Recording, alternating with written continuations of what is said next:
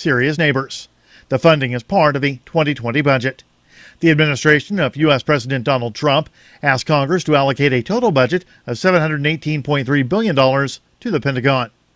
The Anti-Media reports that according to budget documents, out of $718.3 billion, $544.5 billion has been allocated as a core budget, while $173.8 billion is allocated for potential overseas operations known as the War Fund. Of the War Fund, $9.2 billion has been allocated for urgent situations, including the wall that Trump is planning to build on the border with Mexico. The Liberty Beat is sponsored in part by Brave Botanicals, high-quality kratom and CBD at reasonable prices with excellent customer service. Brave Botanicals is activist-owned and mission-driven, fighting for your right to consume plant-based medicine and natural remedies. More info is online at mybravebotanicals.com. And Liberty Beat listeners can save 10% off your purchase by using promo code SNLS at checkout. This is the Liberty Beat for Thursday, March 14th, 2019. The Liberty Beat is online at libertybeat.news and snls.news. Your news now continues. YouTube has finally gotten around to shutting down a notorious softcore pedocentric channel months after its creator was arrested in Central Florida for molesting a 15-year-old girl in a hotel room near Walt Disney World. The Anti-Media reports that UK-based Ian Rylett was arrested in August of 2018 on suspicion of molesting the teen, shortly after she signed a contract to appear on the 55-year-old's YouTube channels, one of which was 7 Supergirls. In response, YouTube has finally shut down the operation.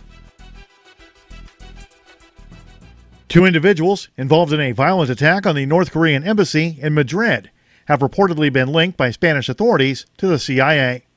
According to a report from the Anti-Media, 2 of the 10 assailants who broke into the embassy and interrogated diplomatic staff have been identified and have connections to the U.S. intelligence agency. The CIA has denied involvement in the attack. A family in San Antonio, Texas, is heartbroken and searching for answers this week after a San Antonio police officer shot and killed their chihuahua in their backyard.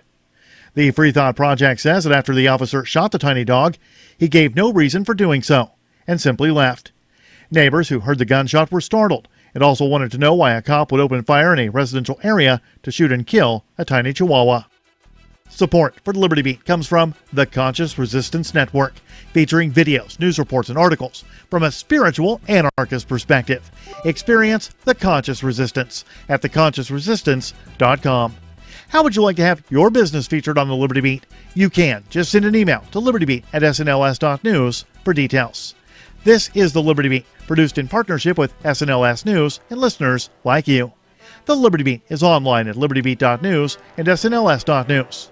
I'm Mick Murrow, reporting for the Liberty Beat for Thursday, March 14th, 2019. Reminding you, spread liberty with a smile. This is the Onion Week in Review. A study published Friday by the University of Minnesota found that mosquitoes have no physiological reason for biting humans, with researchers noting that the insects feed exclusively on pollen and seemingly only suck human blood out of spite. According to our findings, mosquitoes usually spit out the blood after a bite. They just really enjoy ruining outdoor activities and spreading deadly diseases. Researchers added that mosquitoes often bite a variety of vertebrates besides humans, including baby pandas, koala bears, and very small puppies, all for fun. And in tech news, a new Visa talking credit card urges buyers to go for it. Come on, buy it. You know you want it. In other news, the utterance of a secret password grants customers access to a long-rumored 18-inch Subway sandwich. It's easy to tell what an area man would look like as a skeleton, and a longtime teacher retires without changing a single student's life. This week's scheduled interview with the surly and forlorn Matthew Modine was cut for time and is doomed to never be seen. For more, visit theonion.com/newsbeat.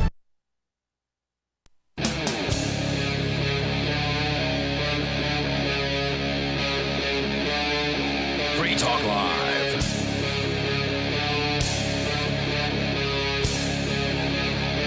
Hey, it's Free Talk Live. It's the live Sunday edition of the program. Of course, you can join us here. The toll-free number is 855-450-FREE, like freedom. That's 855-450-3733. We also have the Discord on-air call-in line rooms over at discord.lrn.fm. I promise we're not going to spend an entire show talking about the New Zealand shooting. We definitely, spent 2 shows Friday and Saturday nights discussing that. But there was one piece of data that I thought was useful to share because we were discussing this story that I had just heard about. That there was somebody who was, a licensed gun carrier who scared away the shooter from one of the mosques. And there's actually an interview that I think somebody posted on our Discord over at discord.lrn.fm. It's about 3 minutes and 40 seconds. I'm not going to play it, but I will make sure I link to it on our social media. So twitter.freetalklive.com and so on. I'll link it over there so you can see it for yourself.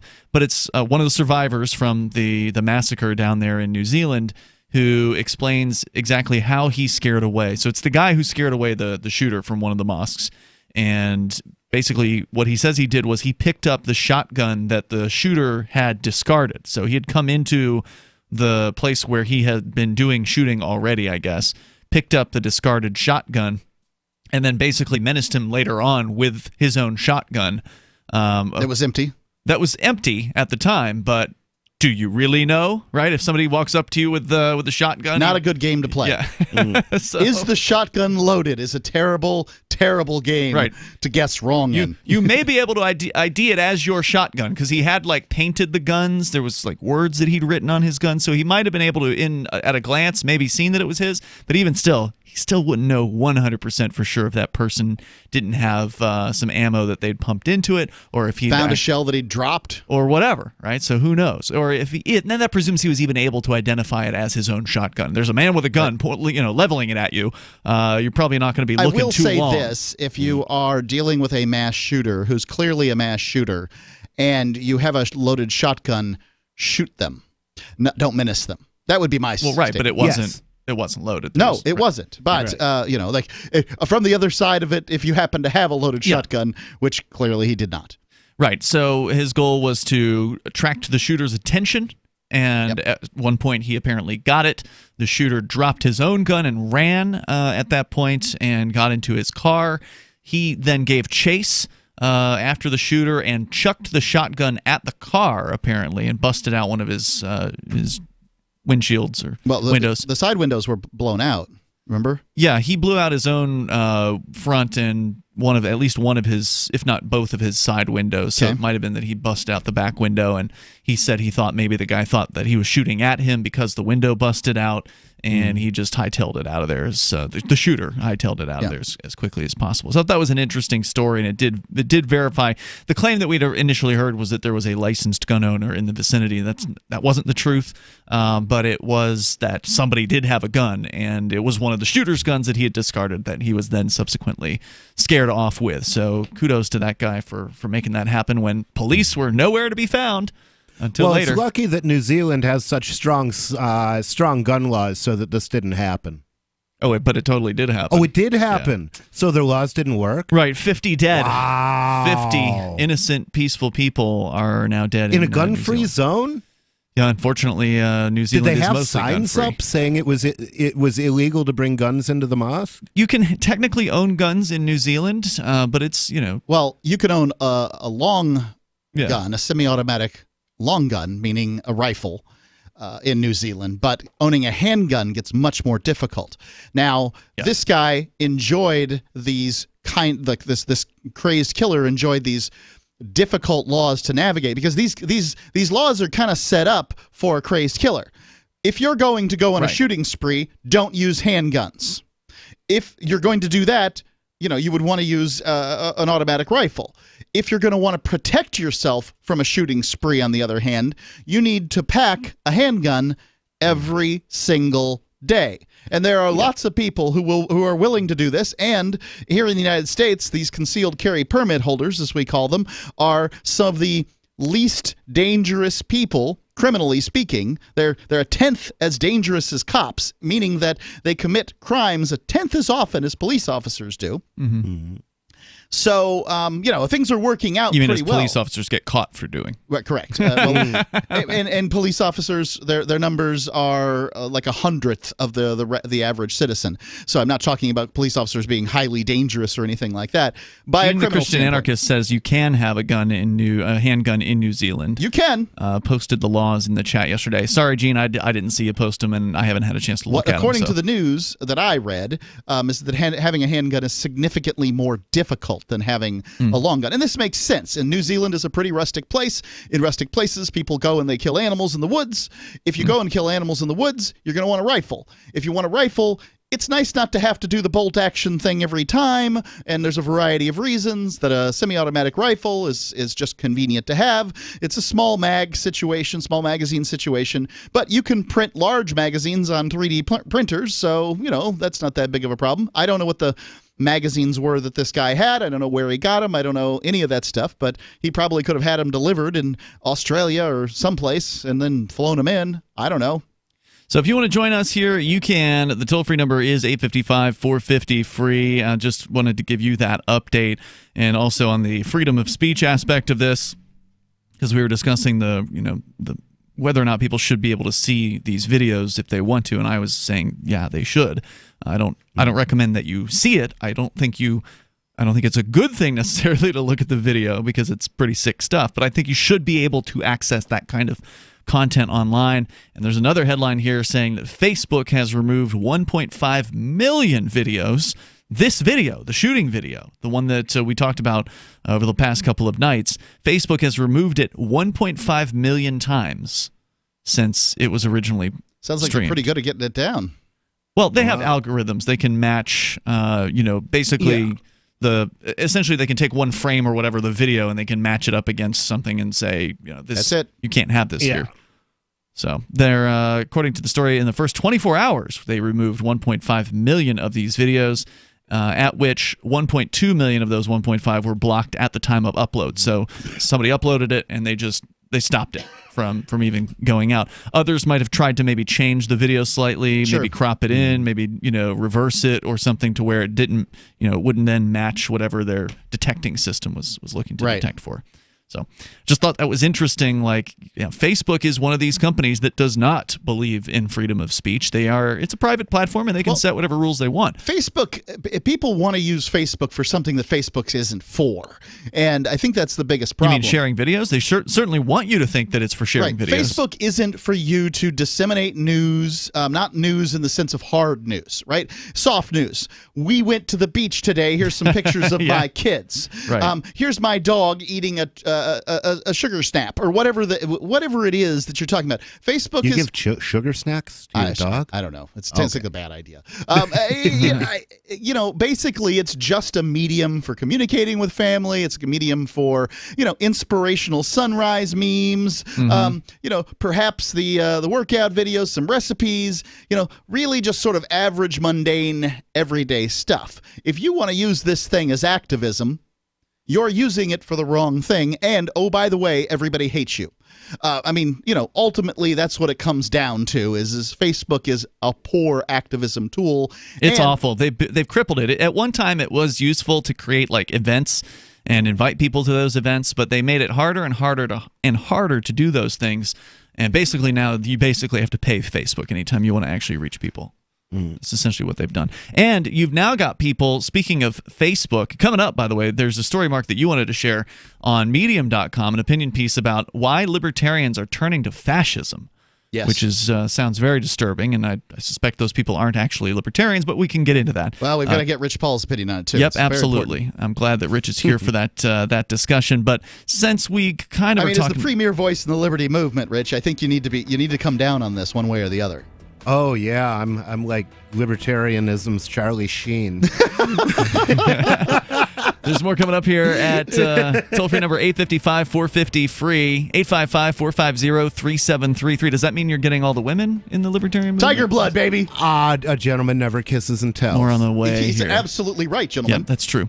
And if she's working, he doesn't kiss at all. It's Free Talk Live. And not to mention the shedding, I would vacuum the carpet 3 times a week. Frodo was scratching all night long, bouncing on the side of the bed, keeping me awake the whole entire night from all the scratching and chewing. It kind of makes you neurotic. antibiotic. Does your dog itch, scratch, stink, or shed like crazy? Mounds and mounds of fur all over the place. Come to Dinovite for help. DINOVITE.com. If you want the dog to be healthy, you got to feed it something healthy. Dinovite is nutrition. The omega-3 fatty acids. Flaxseed, zinc, alfalfa. Our vitamins and enzymes replace the nutrients cooked out of most commercial dog foods. He gobbles it up. He's not up all night scratching. His shedding is minimal, and it is such a pleasure to have my calm, relaxed, non-shedding puppy back. And I have to thank Dinovite for that. Don't let your dog itch, scratch, stink, or shed like crazy. Come to Dinovite for help. 859-428-1000.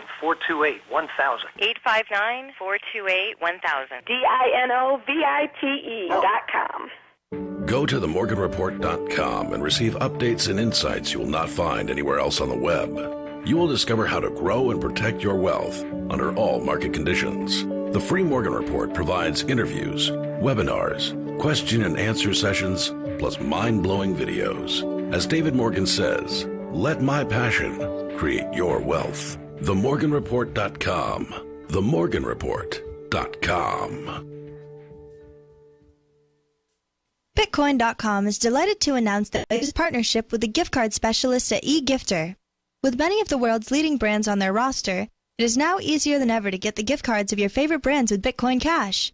To get started, just follow these simple steps. Visit giftcards.bitcoin.com, pick the gift card you want, follow the instructions on your screen, and make your payment using your Bitcoin Cash wallet. Sit tight and your gift card will be delivered to you as soon as it's ready. That's giftcards.bitcoin.com. This is Michael Dean from the Freedom Fiends. I've run websites since 1996 and have used over a dozen web hosts in that time. AgristHosting.com is the only one that hasn't broken my heart. Agrist Hosting's uptime and service is stellar, and their DDoS mitigation is the best I've seen. That's important because if you tell the truth in this world, you'll ruffle feathers. And some people will try dirty tricks to silence your voice. No matter what the haters hit us with, Agrist Hosting keeps our websites online. If you have a mission-critical commercial presence or a world-changing activism site, you cannot tolerate any skullduggery. So go with agristhosting.com. Have a WordPress or blog site, but you're not satisfied with performance or uptime? Or just want raw hosting? Want to pay with Bitcoin? Agrist Hosting specializes in high-performance hosting with personalized service. Go to agristhosting.com and click on the button that says Get Hosted. That's agristhosting.com. Some of you asked, and now we've delivered. LRN.FM's live Keene, New Hampshire studio shows are now streamed in HD on Twitch. Visit our channel at twitch.lrn.fm and give it a follow. If you have Amazon Prime, you get one free subscription on Twitch. If you use it on our channel, Twitch will give LRN.FM a monthly piece of your Prime subscription cost. So please watch, follow, share, and subscribe to twitch.lrn.fm. That's twitch.lrn.fm. What do you shop for that you could otherwise buy at Amazon? Pretty much everything, right? Amazon has competitive pricing and they deliver, and that's a big plus. If you could plan ahead in your shopping, would you be interested in saving up to 33%? There's a catch. You have to do your shopping in Bitcoin. But imagine those savings. It's like a huge raise. All you have to do is go to saveitpurse.com. We've saved thousands, and you can too. Plan ahead and save. Saveitpurse.com. This is the Liberty Radio Network, broadcasting the latest liberty-oriented audio content 24 hours a day at LRN.FM.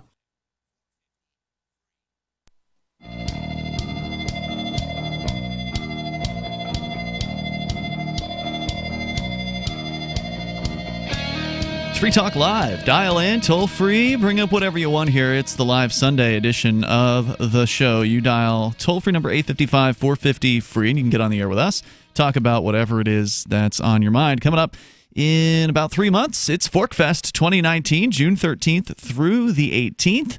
We will look forward to seeing you there because Free Talk Live will be broadcasting live from, we won't be live, but we'll be broadcasting from the event, recorded live. Live to tape, as they say. at ForkFest 2019 because it's just easier for us to do the show during the day and record it at our convenience and at the convenience of our guests and then just upload it all at nighttime. And then we get to hang out at night, which is a cool thing to be able to do at ForkFest. It's happening again June 13th through the 18th. If you haven't come up to New Hampshire to check out this migration of freedom-loving people, this is a great excuse to do it. It actually is the 5 days before the Porcupine Freedom Festival. So if you want to extend your stay, you can go through PorcFest as well, and then it's like basically 10 or 11 days straight here in the beautiful, or there rather, in the beautiful White Mountains of New Hampshire at Rogers Campground. Now, the difference, the main difference between ForkFest and PorcFest is PorcFest is centrally organized, while ForkFest has no individual organizer. There's no group, no board of directors. There's nobody who's in charge of the event. So you are in charge of yourself. You get to decide what you do. Do you just want to come camp with other libertarians and voluntarists and like-minded, liberty-oriented anarchists, or do you want to create something for those other campers to do? Do you want to put on a play? Do you want to put on a poker night? Do you want to put on a musical event? It's up to you, but you got to figure it out, because nobody is in charge except for everybody. So are we going to have a burning Forkufine? You should do that. Okay. ForkFest. I don't know what a Forkufine looks like, but I want to. We'll find out. We're going to have to find out. Forkfest.party. Again, that's up to you. Jim Johnson has created in the past sort of wooden sculptures of porcupines that they then set on fire. That's right. Yeah. That's right. I think that's... Maybe we could make one out of wooden forks. There you go. So get started. You can discuss these things with other people who are attending on the ForkFest Telegram chat room and the forum, which you can link to both of those over at forkfest.party. And that's a good way to, like if you post a thread on the forum, you can get people commenting on that thread about it. And, maybe you'll find people to help you with whatever it is you're going to do. So who knows? It's decentralized, so nobody's in charge. Forkfest.party. Mark your calendar for June 13th through the 18th. Coming up here, Mark, you've got an article we're going to get into in just a bit about libertarians. Are they becoming fascists? At least that's the opinion, apparently, of the person who wrote the story. I haven't read it, so we'll get into it in a moment. But since we talked briefly about Facebook and how they've been taking down videos of the New Zealand shooting, over 1.5 million uploads have been stopped. 1.2 million of them stopped before they even basically uploaded, and then the rest of them they hunted down later on. I'm against these sorts of things. I think that information should be free. I think that information should be allowed to be seen and to be heard. Yes, but like I said in the last segment, that's not what Facebook's about. I understand that. Facebook's about... I don't use Facebook. And you shouldn't. Just saying I don't think that they're doing the right thing here. That's all. Okay. Well, Facebook can't be everything to everybody. You're really not their client. I agree. I'm definitely not their client. But I can still have an opinion. Okay, you can. And, I think Facebook is doing the right thing for Facebook. Really? Okay. Yes. Well, I think that for people who care about freedom of speech, they definitely shouldn't be on Facebook. In fact, the founder of WhatsApp recently agreed. If people want to freedom of speech, please go to our Discord room at discord.freetalklive.com or participate in our forum chat. Where's Discord's pretty free, but it's still a centrally organized platform. If they don't want you there, they can still get rid of you. There's better options. Can videos be uploaded to Discord? Yeah. I think small ones. I'm not sure what the size. I don't know what the size limit is. It's certainly not a video sharing platform. It's a chat room, chat app. You can share. Well, if anybody's willing to send a copy, I would love to see a copy of this video. I have not yet. I put it up on. It's been uploaded to DTube. So okay, it is groovy. On, I'll grab a DTube link then. Yeah. DTube can't be censored, right? If you go to, so I understand it, DTube cannot be censored. Nice. And that video is still there. I checked it yesterday. So if you go to the Free Talk Live social media, so if you go to our Mastodon channel over at toot.freetalklive.com or our Telegram at telegram.freetalklive.com or Twitter at twitter.freetalklive.com, you'll find the link there because I did post it there over the last 48 hours. So just scroll back a little bit and you'll find it right there. Nice. If you want to watch it, which I don't recommend that you do because it's pretty disturbing footage. I mean, it's basically a GoPro mounted to some dude's helmet as he goes around and slaughters, dozens of innocent people. Well, basically, I want to look at it because I've seen some stills that are purported to be from that film that show piles of body with no blood on them. And I'm sure there's blood. I don't know if that's real. The resolution is very low. Stills or what? The resolution of the video is low, so you may not be able to see a lot of blood, which is one of the reasons why it's actually possible to watch it. It's not as gory as as it would be if it were in HD, for instance. Right. So there is that. So maybe the stills were taken from this low-resolution video, perhaps, and that's why you didn't see it. But there's definitely some some gross scenes where he's blowing away bodies from close range. I mean, relatively close range. At first, he's firing from sort of across a room, and then he approaches the bodies and just starts putting bullets in people's heads and chests and things like that. And it's pretty. I saw one thing that purported to be the video, but it really looked more like a really good video game animation. That's what this was sort of intended to look like. I think that's the reason why he did the helmet cam thing.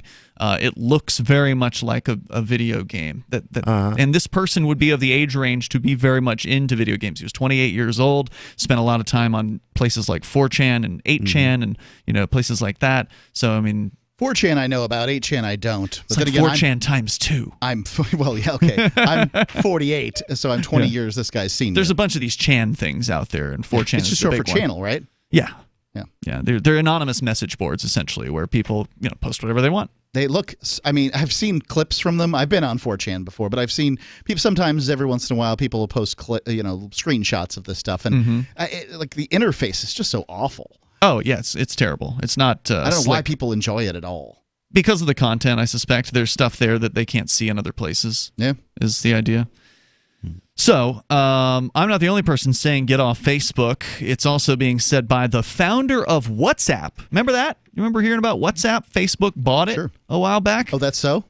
Yeah, you didn't know that? That's what happened. In 2014, WhatsApp was purchased by Facebook for £14 billion. Gosh. And the founder of WhatsApp is named Brian Acton. He has recently, this week, urged people to delete their Facebook accounts now during an address made to students. Mr. Acton, now the head, this, by the way, the story from the Daily Mail, the head of a nonprofit WhatsApp rival, Signal. So dude left WhatsApp and moved over to Signal. Not exactly the slickest bit of encrypted software out there, gotta say, guys. Signal, you're talking about WhatsApp or Signal? Signal. Huh. Based on what? I mean, this is what Edward Snowden recommends to people. I'm not saying it's not encrypted and secure. Okay. I'm saying it's not slick. Oh. What would you like to see slicker on it? I use Telegram on a regular basis and WhatsApp on a regular basis. They integrate with my Experience significantly better. The Signal desktop app has it's crappy. It constantly, I mean, every single day wants to sort of update, and then when it updates, it pulls itself off of my pinned bar thing, so I have to go back and hunt for it. Weird, I don't have that problem It never with opens, when I open the computer. Everything else opens up when I turn on the computer. Signal, no, not so much. Yeah, their desktop app leaves a lot to be desired, but they are still like the go-to encrypted if you're going to make an encrypted telephone call, boy, oh boy, it's Signal's good for that. Great. Yeah, I use the Android version. More coming up. Free Talk Live. Looking for that edge during those intimate moments? We see many ads for enhancement, but the side effects include death. At GCN Team, we should change the Healthy Body, Brain, and Heart Pack to the Healthy Libido Pack. The brain and heart are not the only organs that require a healthy vascular system. For proper blood flow at the right moment, go to GCNteam.com or call 877-878-4203. That's 877-878-4203. That's 877-878-4203. Hunters, anglers, campers, and survivalists. Get back to nature. Expand your horizons with the highest quality, most versatile, unique slingshots and sling bows on the market at slingbow.com. Sling bow products are compact and models start from just $17.98. They're perfect for your bug out bag or storing in your vehicle. Give yourself and your loved ones the excitement and tradition of sling bow. A new frontier in archery and truly modern twist on this primitive survival tool. Feel the thrill only at slingbow.com. We have some good news. The indictments against Ross Ulbricht in the District of Maryland were dismissed with prejudice, meaning they can never be refiled. This is especially good because those indictments contain the only charge ever made that Ross engaged in murder for hire. This was a serious allegation that Ross Ulbricht denies. It was never prosecuted or ruled on by a jury, but was trumpeted by the federal government and the media as if it were proven fact. The Maryland court held these indictments for almost 5 years, poisoning Ross's case and leaving him under a cloud of unproven allegations. allegations. As explained in Ross's appeal to the Supreme Court, the fact that the judge used these allegations to give Ross a draconian sentence of double life without parole violated his Sixth Amendment right to a jury trial. Judges are required to issue sentences based on convictions decided by a jury, not unproven allegations never even charged at trial. Although this is a positive development, the dropped indictment will not set Ross free. Now, a presidential pardon is Ross's only hope of freedom. Sign the petition at freeross.org. freeross.org. Looking for a great real estate investment? Consider New Hampshire, which is ground zero for the Liberty Movement. Your first call should be to Mark Worden from Porcupine Real Estate. He's more than just a real estate agent. He's your New Hampshire concierge. Where are the best places to live? Do you want farm, city, the burbs, or forest? Do you want a duplex or multifamily building so that renters pay your mortgage? There are homes in all price ranges in New Hampshire, and Mark can help with financing too. Invest in Liberty and property. Mark Worden can help. PorcupineRealEstate.com. So you've heard all 3 hours of the latest episode of Free Talk Live, and you're still hungry for liberty-oriented audio content? Did you know that we have another 24/7 audio stream at LRN.FM? The Liberty Radio Network airs the latest episodes of some of the best liberty-oriented podcasts on the internet around the clock. In addition to recorded content, you'll also hear live shows like Free Talk Live, originating from our Keene, New Hampshire studio. So listen anytime at LRN.FM. That's LRN.FM. Is spreading the message of liberty, cryptocurrency, and peace around the globe worth $2 per month to you? As you may already know, in addition to our internet feed, LRN.FM broadcasts on free-to-air satellite across North and Central America, as well as Sub-Saharan Africa. And we've been available on satellite for free 24/7 since 2010. The LRN.FM free-to-air satellite signal is reaching some of the most oppressive regimes in the world, and there's no doubt our ideas are making an impact. You can learn more about the channel's impact by watching the 3-minute video at fund.lrn.fm. If you'd like to help free minds globally with our ideas of liberty, cryptocurrency, and peace, you can donate as little as $2 per month via fund.lrn.fm. You can help us continue and expand our satellite broadcast to multiple continents. Visit fund.lrn.fm today, and thank you for your help. Don't forget to share the link on social media. That's fund.lrn.fm. You can sign up to receive the latest about the Liberty Radio Network via our email updates at updates.lrn.fm. That's updates.lrn.fm.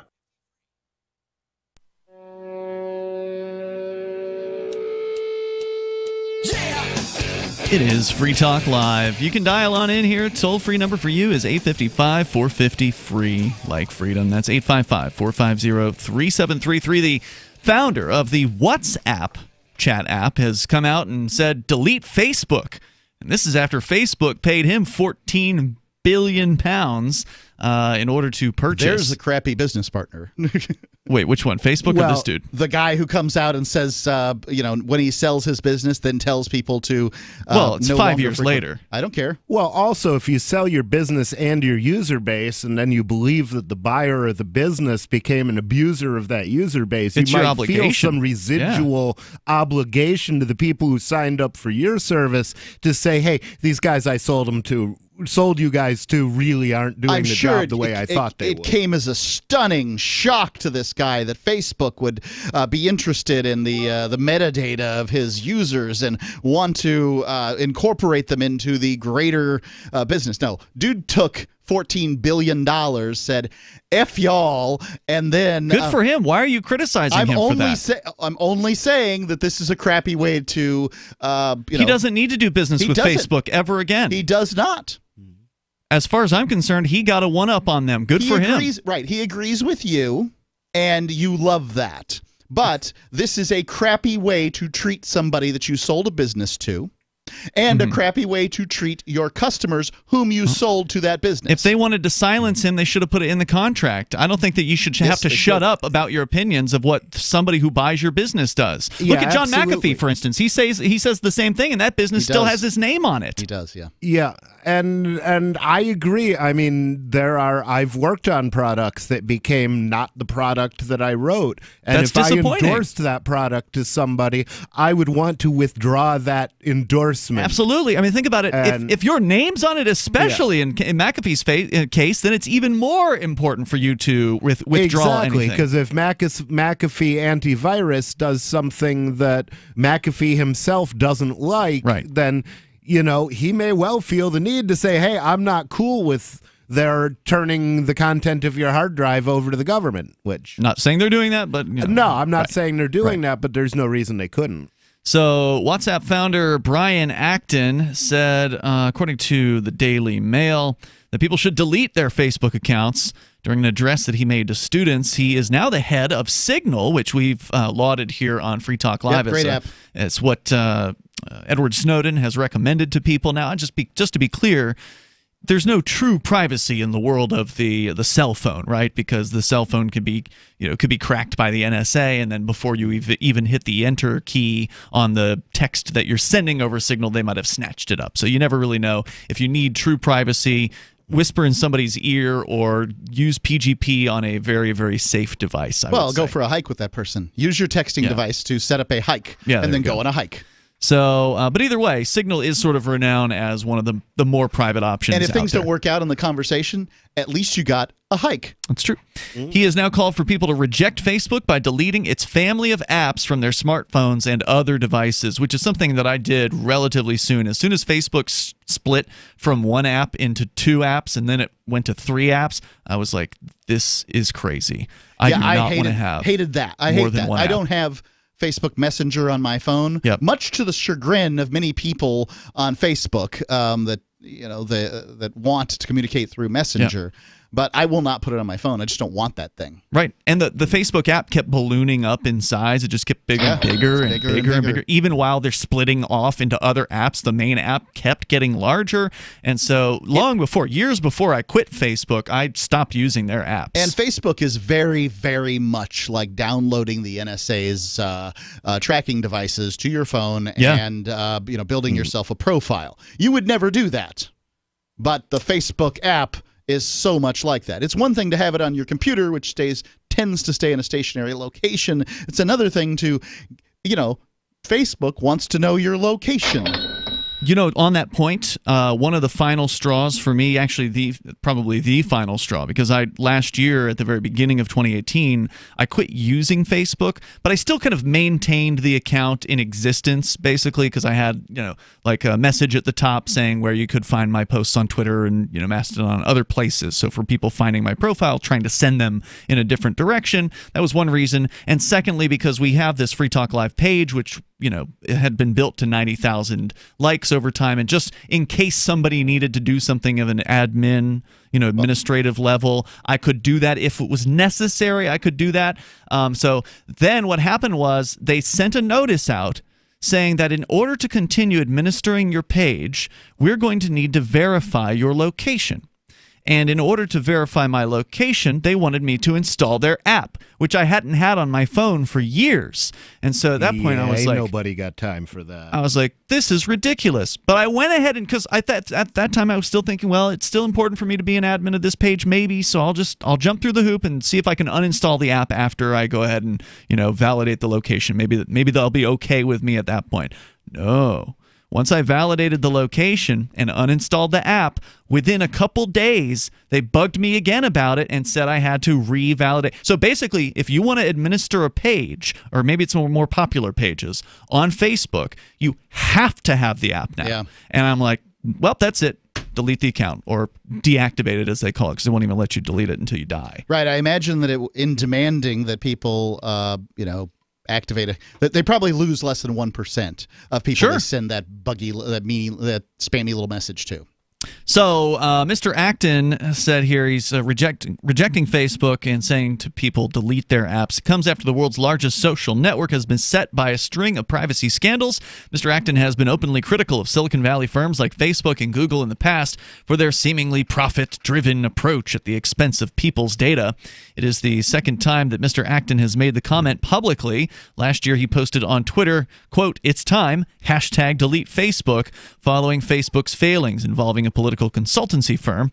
This week, of course, they went offline for, most of a day or something like that, or at least a portion of a day.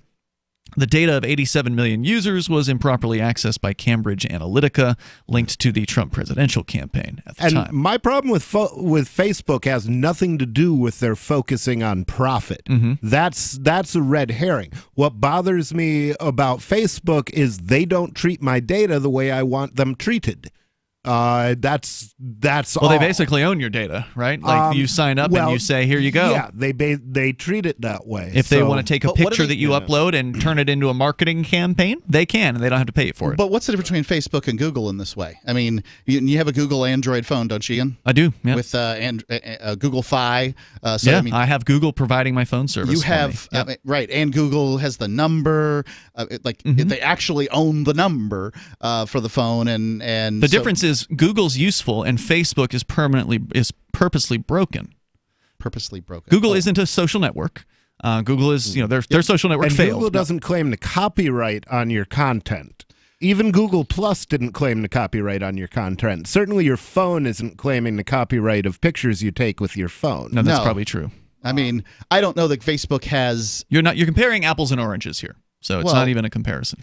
Well, if you're talking about privacy, you don't have much privacy with Google, but that's not my concern with Facebook. My concern with Facebook is it's a broken platform that is not useful and not helpful. Well, let's just focus. Drives people apples into and oranges arguments. are both sweet and sour. Apples tend to be more of a reddish color, and oranges tend to be a more orangish color. True. Yeah. Although there are differences. There are also There's like green yellow apples, and green apples. You can compare apples and oranges completely reasonably. You can. You know, you just can't. You just did it. There was just a comparison right there. It's the first time for everything. So I don't think it's a fair, thing to even say. Well, I'm just saying that, look, apparently you are willing to give up your location and your privacy. Yeah, absolutely. To Google, I got no problem with that. Yeah, and I do. Well, I got news for you. If you have a cell phone, you're giving up your location, whether it's Google or not. I would say that's probably true. Yeah. I think you could get a burner phone and operate that way. Burner phones don't really operate that way. The phone companies now go to great lengths to get your phone number, to find out who you really are, to get a credit card number, to make you activate your phone from another phone so they can at least track that.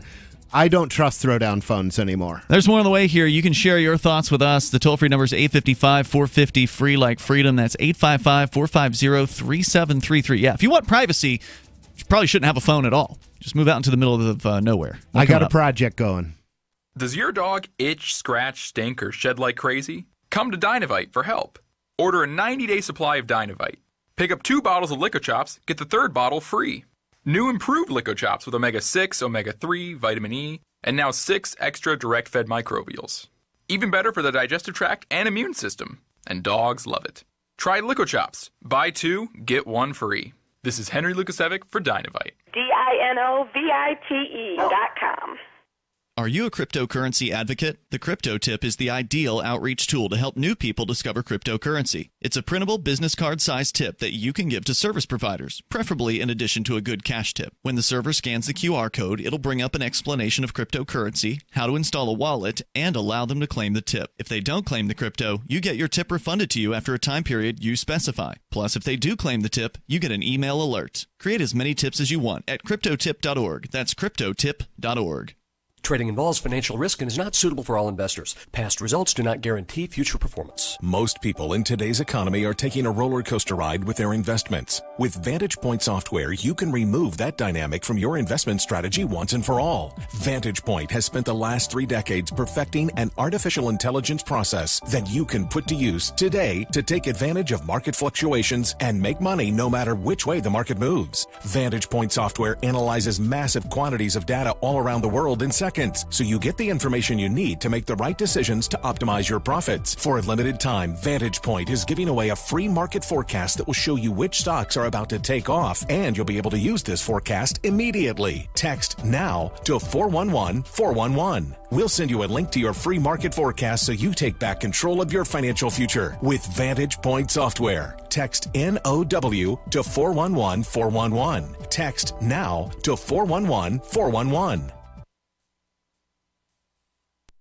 A Rasmussen poll reveals that nearly all American voters share a deep fear of botching another election, with most voters admitting that selecting candidates for public office is something they're historically just not particularly good at. I really hope I don't completely fuck things up as usual, but you never know. Things do happen. According to the poll, 3/4 of voters said Election Day panic would cause them to base their vote entirely on hearsay, while 93% acknowledged that they only recognized names of local candidates from signs along state highways. In Cedar Rapids, Iowa, stunned friends and acquaintances expressed shock and disbelief when a body found in the woods turned out not to be Justin. Local residents found the naked corpse draped over a tree stump Saturday, and as news spread, many found themselves struggling to comprehend how it wasn't Justin lying dead in the forest. I heard the news, and I still can't come around to it. I just can't imagine that it's not Justin there lying dead in the woods. Are they absolutely sure it's not him? Friends and family are still urging authorities to double-check the body, or at the very least, bring in Justin as a suspect. This is the Onion News Network. LRN.FM is proud to announce our official listening apps for Android and iOS devices. Now you can easily tune into our streams anywhere, anytime on your smartphone or tablet. Just visit apps.lrn.fm or search for LRN.FM in the Android or Apple app stores. Please download, rate us 5 stars, then share the link on your social media, and let your friends and family know how you're listening to LRN.FM. Download it now, free, at apps.lrn.fm. Are you tired of governments murdering people around the world? Stop using their money. There is an alternative. Bitcoin is a stateless free market non-political currency. Bitcoin cannot be inflated or controlled by any government. By using their money, you are helping the state. Stop doing it. You have an incredible alternative available now. Learn it, use it, spread it. Get started with Bitcoin at bitcoin.com. That's bitcoin.com. What's up next? Visit the Liberty Radio Network program guide to find out at shows.lrn.fm. That's shows.lrn.fm.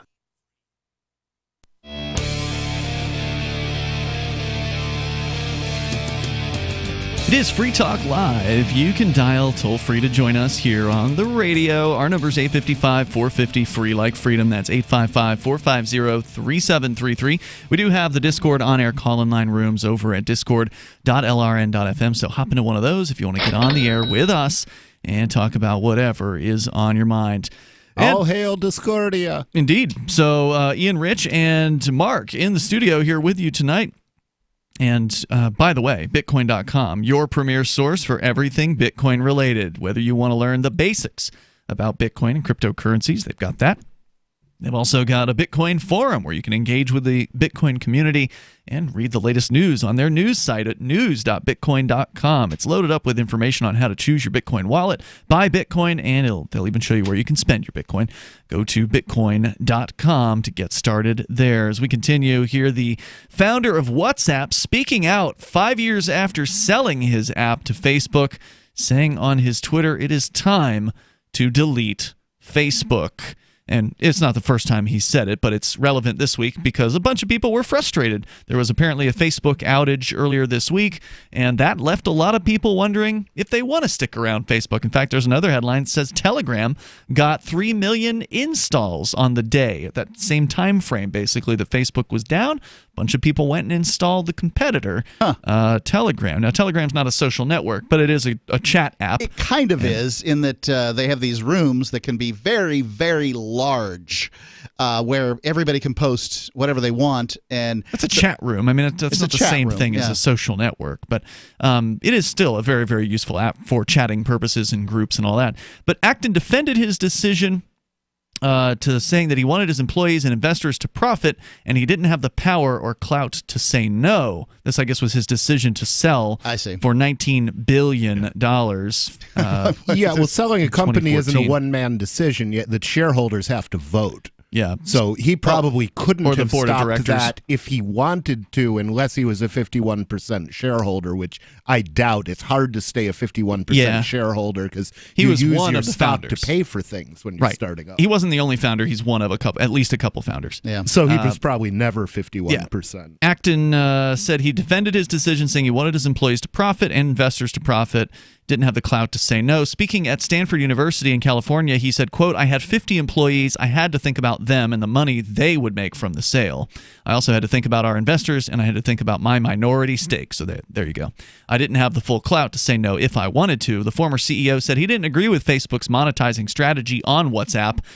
Jan Koum, who's the co-founder of WhatsApp, also left Facebook a year later in 2018. So this guy left in 2017. So he sold out to Facebook in 2014 and then left Facebook from creative differences or whatever in 2017. His co-founder left a year later because he reportedly also didn't agree with their approach to user data and privacy. Both Mr. Acton and Mr. Koum had tried to find a way to monetize WhatsApp without bombarding users with advertisements. He said he pushed for a business model that would charge WhatsApp users $1 a year to use the app, as the company once did in its early days. The pair hoped a service model could align their interests with the user's need for privacy and security to counter Facebook's data harvesting to help advertisers target users.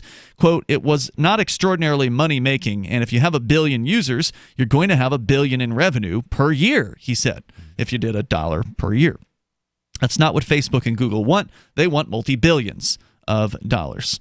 And in an interview with Forbes, he described how Facebook had set goals for WhatsApp to hit a revenue run rate of $10 billion within 5 years by pushing advertisements. So anyway, he's saying get out of there.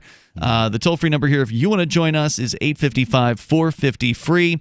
Pavel Durov, the founder of Telegram, sent a message saying, quote, "I've seen 3 million new users signed up for Telegram within the last 24 hours. This was it's the Russians. On Wednesday. That's right. Well, I'll tell you what. I just tried to take the Facebook app off my phone. Really? And I was able to uninstall Facebook Messenger, but Facebook itself can't be uninstalled from my phone. All you can do is disable it. So it shipped with Facebook. With it. Now, this is a straight talk phone that I've got. So I'm curious from listeners, does your phone force you to keep Facebook on there? Why don't you uninstall it and see what happens? I think mine has... Facebook. That Facebook. I installed Facebook. You uninstalled. I know. I installed it. Yeah.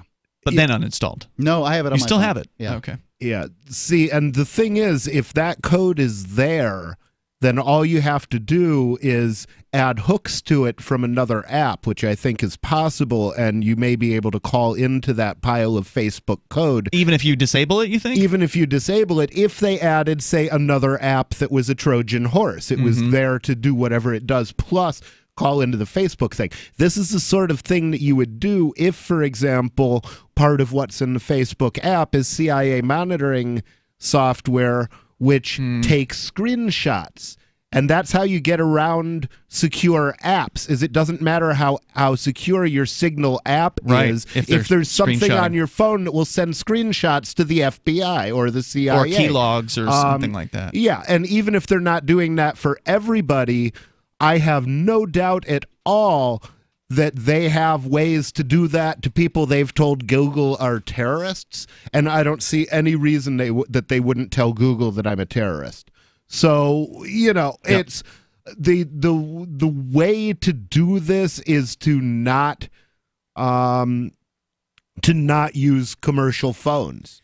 Well, you can also root your phone probably and install like a fresh operating system on there, and then it won't come with any of the crapware. That's true, but we don't know. The other thing that can be done is putting things into the hardware, into the firmware, into other parts of the phone. When electronic components become sufficiently complex, you can't know what they do. And that's one of the things that Chris Wade, who is our privacy nut here on Free Talk Live on Friday nights, he is the founder of Think Penguin, which sells hardware that is as privacy-centric as you can get.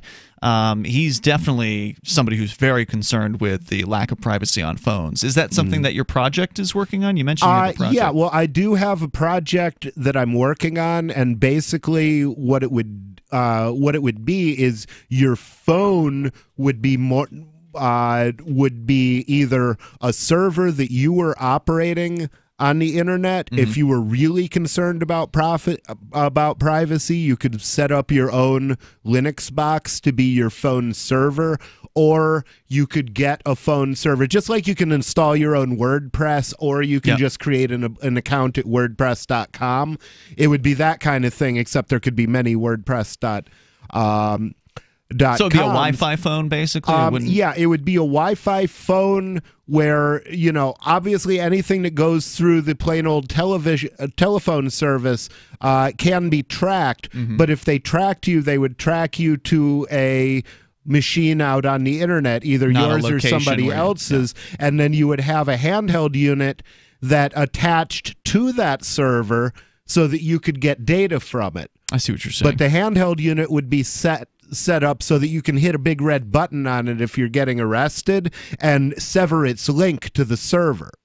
It's pretty handy. Yeah, and there are things that you can do, like putting the server behind a VPN that will make it very hard for them to know where the server is operating physically. So, pardon me if I don't know exactly how this would all work. I'm the Luddite in the crowd here.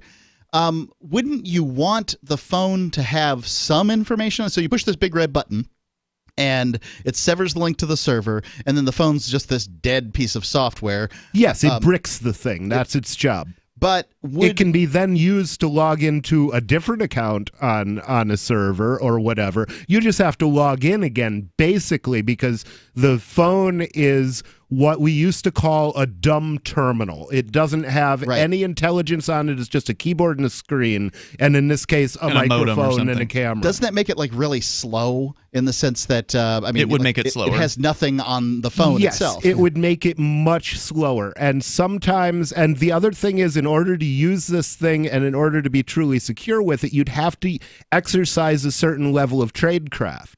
You would have to order your affairs in such a way that you weren't exposing this thing. So it's not for privacy nuts. It's not necessarily for everybody. Yeah. It's for people that the government are really looking at. It's for revolutionaries. It's for criminals. It's for people who actually have something to hide. I want to go to people speaking who of want to phones. help them. I want to go to Joe. He's waiting patiently here in Michigan. Go ahead, Joe. You're on Free Talk Live, listening to WTKG in Grand Rapids.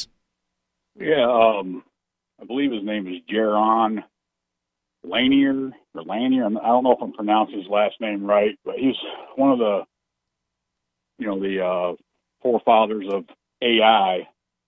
He's got a bunch of videos on YouTube about this, getting rid of your social media accounts and how it's bad for you and everything. And stand by, Joe. I don't know if you're driving at something here, but hang on. We're going to bring you back if you can right in moments. We got the news and your calls and thoughts. Welcome. On the way at 855-450-FREE. That's 855-450-3733. More with Joe if he sticks with us. And Ian, Rich, and Mark here in the studio. Coming up, are libertarians going fascist? We'll get into it on Free Talk Live. The Genesis Communications Network is one of America's premier broadcasters of captivating talk radio. We thank you for listening. Now, just imagine, there are thousands of people who are just as passionate about radio as you are. But what you may not realize is how easy and affordable it is to advertise with us. Radio commercials for your business could be heard on hundreds of radio stations across the U.S. every day.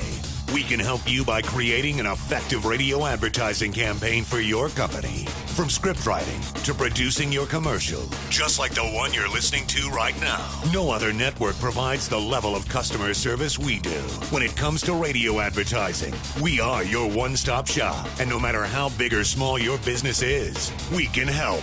Email us at advertise@gcnlive.com, and an experienced advertising executive will help you take the first step towards driving more customers to your business or website. Advertise@gcnlive.com. Easy, affordable, effective. So you've signed the Shire Society Declaration and are planning your move to New Hampshire to be around more liberty-oriented people. Next, sign up for the Shire Society Forum at forum.shiresociety.com. There are a bunch of people there who are already in the Shire, and they want to meet you. If you're already in the Shire physically, you should also come by the forums. Remember, not everyone uses Facebook. New people are signing up for the Shire Society Forum every month, so drop in and say hello at forum.shiresociety.com. There are lots of ways to listen to Free Talk Live. Our podcast has been around since podcasts began, and now the FTL feed is loaded with content besides our full show archives. Did you know that we make it easy for you to customize your podcast subscriptions? We have different feeds, one that includes only our full shows, one with just the Daily Digest, and one with just the Edgington Post. You decide what you listen to. It's quick and easy to customize your feeds at feeds.freetalklive.com. That's feeds.freetalklive.com. You're listening to the live edition of Free Talk Live. Hour number 2 is next after the news here on the Liberty Radio Network at LRN.FM. This is the Liberty Beat, your daily source for Liberty news and activist updates. Produced in partnership with SNLS News and listeners like you. Online at libertybeat.news and snls.news. I'm Mick Murrow with the Liberty Beat for Thursday, March 14th, 2019. Gold opened the day at $1,298. Silver opened at $15.22, and Bitcoin is trading around $3,850. Today's prices are brought to you by InnoScale. Take off with Managed Cloud. Looking for a safe, secure way to store your important files online? Let InnoScale handle it for you. Their high-availability cloud servers are the perfect solution for clients needing one or more secure, scalable servers with built-in hardware failover protection. For details, see them online, innoscale.net. In the news, in a close vote of 54-46, the United States Senate on Wednesday passed a joint resolution calling for the end of U.S. military involvement in the Yemen war, noting that no such involvement was ever authorized by Congress. Debate on the resolution, as in the past, centered on arguments that the U.S. involvement isn't technically a war in and of itself, and that ending the war would be bad for Israel. On the other side, the focus was heavily on Saudi war crimes that the U.S. has been supporting. The resolution came with an amendment by Senator Rand Paul, which seeks to ensure that no language in the bill inadvertently authorizes any other wars. The Pentagon on Wednesday announced it has allocated $300 million to support U.S.-backed Syrian Democratic Forces, as well as $250 million to secure the borders of Syria's neighbors. The funding is part of the 2020 budget. The administration of U.S. President Donald Trump asked Congress to allocate a total budget of $718.3 billion to the Pentagon. The Anti-Media reports that according to budget documents, out of $718.3 billion, $544.5 billion has been allocated as a core budget, while $173.8 billion is allocated for potential overseas operations known as the War Fund.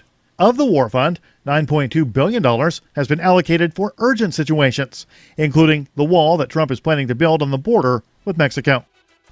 The Liberty Beat is sponsored in part by Brave Botanicals, high-quality kratom and CBD at reasonable prices with excellent customer service. Brave Botanicals is activist-owned and mission-driven, fighting for your right to consume plant-based medicine and natural remedies. More info is online at mybravebotanicals.com. And Liberty Beat listeners can save 10% off your purchase by using promo code SNLS at checkout. This is the Liberty Beat for Thursday, March 14th, 2019. The Liberty Beat is online at libertybeat.news and snls.news. Your news now continues. YouTube has finally gotten around to shutting down a notorious softcore pedocentric channel months after its creator was arrested in Central Florida for molesting a 15-year-old girl in a hotel room near Walt Disney World. The Anti-Media reports that UK-based Ian Rylett was arrested in August of 2018 on suspicion of molesting the teen, shortly after she signed a contract to appear on the 55-year-old's YouTube channels, one of which was 7 Supergirls. In response, YouTube has finally shut down the operation. 2 individuals involved in a violent attack on the North Korean embassy in Madrid have reportedly been linked by Spanish authorities to the CIA. According to a report from the Anti-Media, 2 of the 10 assailants who broke into the embassy and interrogated diplomatic staff have been identified and have connections to the U.S. intelligence agency. The CIA has denied involvement in the attack. A family in San Antonio, Texas, is heartbroken and searching for answers this week after a San Antonio police officer shot and killed their chihuahua in their backyard. The Free Thought Project says that after the officer shot the tiny dog, he gave no reason for doing so and simply left. Neighbors who heard the gunshot were startled and also wanted to know why a cop would open fire in a residential area to shoot and kill a tiny chihuahua. Support for Liberty Beat comes from the Conscious Resistance Network, featuring videos, news reports, and articles from a spiritual anarchist perspective. Experience the Conscious Resistance at theconsciousresistance.com. How would you like to have your business featured on the Liberty Beat?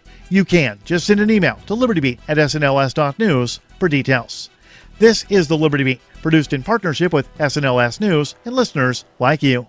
The Liberty Beat is online at libertybeat.news and snls.news. I'm Mick Murrow, reporting for the Liberty Beat for Thursday, March 14th, 2019. Reminding you, spread liberty with a smile. Pennington is reeling this hour from one of the biggest stories we've seen in decades. That's right, Kathy. Mayor Sue Hallinan has stepped down following revelations of her involvement in a coupon forging scandal. After a week of fervent denials, Mayor Hallinan admitted that last Thursday she used 5 counterfeit coupons on a weekly shopping trip to the Kroger for a savings totaling $14.81. Once you've made a fake coupon and you've had a taste of that power, it's hard to stop. Mayor Hallinan also apologized for her first response to the controversy when she blamed Jared the Paperboy for stealing her coupons and replacing them with the fakes. I don't know what to say. She could have ruined my career.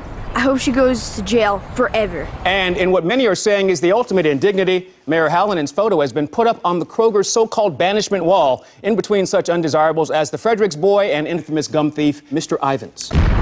This is the Onion News Network.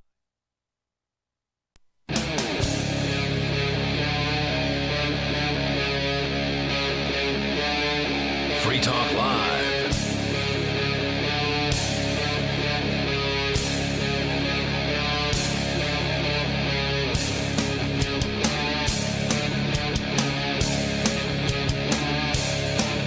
It's Free Talk Live. You dial in, toll-free number here is 855-450-FREE. That's 855-450-3733. Coming up, somebody on the internet is saying that libertarians are becoming fascists.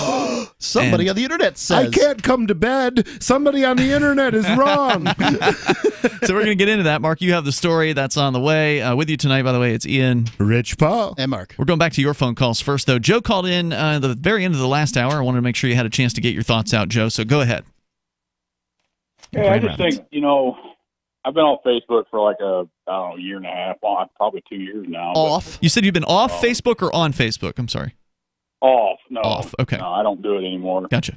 But, and I'm getting ready to get off Twitter because that's just as bad as Facebook. But it's behavior modification, man. I mean, I know they're voluntary. You don't have to use their sites. They're private companies.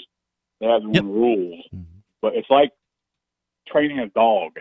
The dog does something you want or does what you want, you give it a treat. If it doesn't, you scold it. And it can't be good.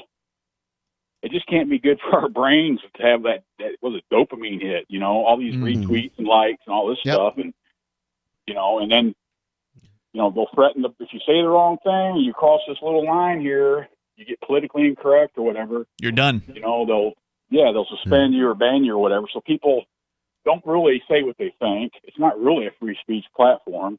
And you got adults, who are scared to speak their minds. And, I know, like I said before, it's a private company. They have their own rules. But I just think if there's a platform similar to these platforms, which was a little more forgiving. I'm not talking about calling for people's deaths, that kind of crazy stuff. But, right. Just stuff that arguing with people about politics or whatever. There are some alternatives. Some of the problems with Facebook, though, are endemic to and inseparable from the type of media that it is.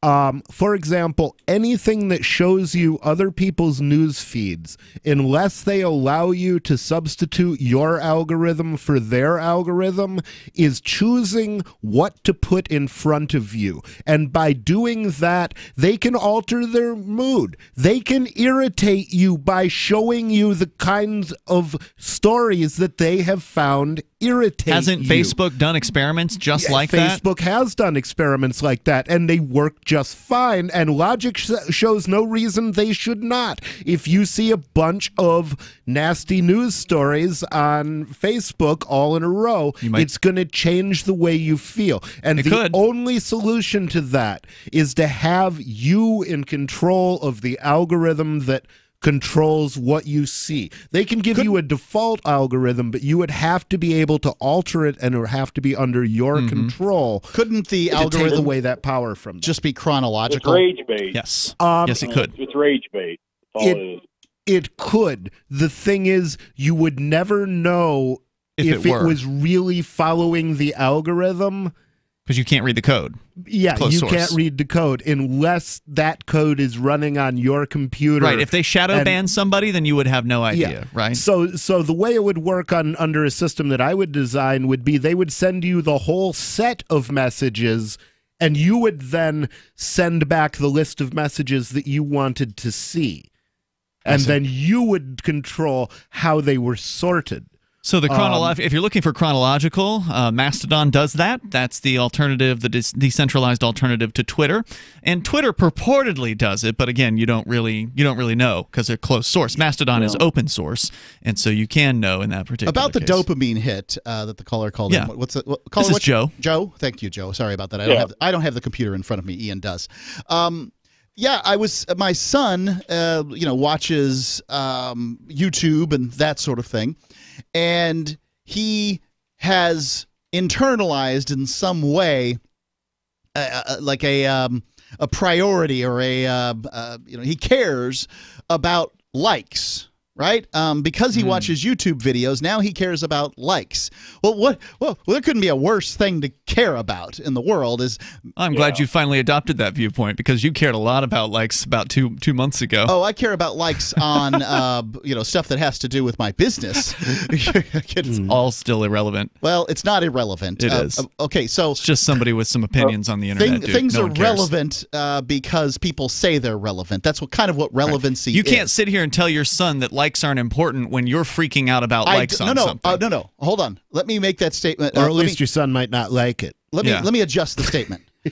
I wish my son didn't care about likes. Maybe you should set a good example for him then. No, well, look, because I am not a fool. Do as I say, not as I do, I son. understand that likes are important when it comes to my business. They're not. They're really not. Okay, well, I'm telling you, they're not. Okay.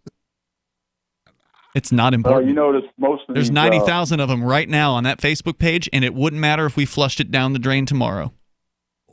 Why not? It wouldn't matter one iota. You can't even reach those people.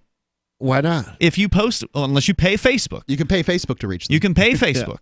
Well, you can also use networks to do it. I mean, if you really encourage people over the air to go share that article, then each person who shares it is going to marginally increase the number of people who see the article. So there are things you can do with it. You're using the problem broadcast is then to augment it, though, in that case.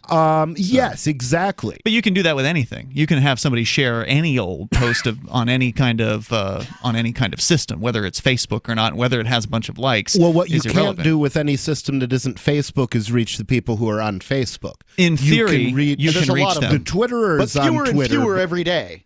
That's true, and I would be. And that's the myth of Facebook is that you can reach those people. That's what they want you to believe, and that's what they've made it harder and harder to do over time. It's an advertising platform. It's really good for reaching people if you pay them. Exactly. And that it didn't used to be that way. It breaks his miserly little heart that's what their whole plan was in the first place. No, really, if that's what they want to do, that's fine. I'm just not going to be there. So it doesn't break my heart. They can do whatever it is they want to do. I have no love lost for Facebook.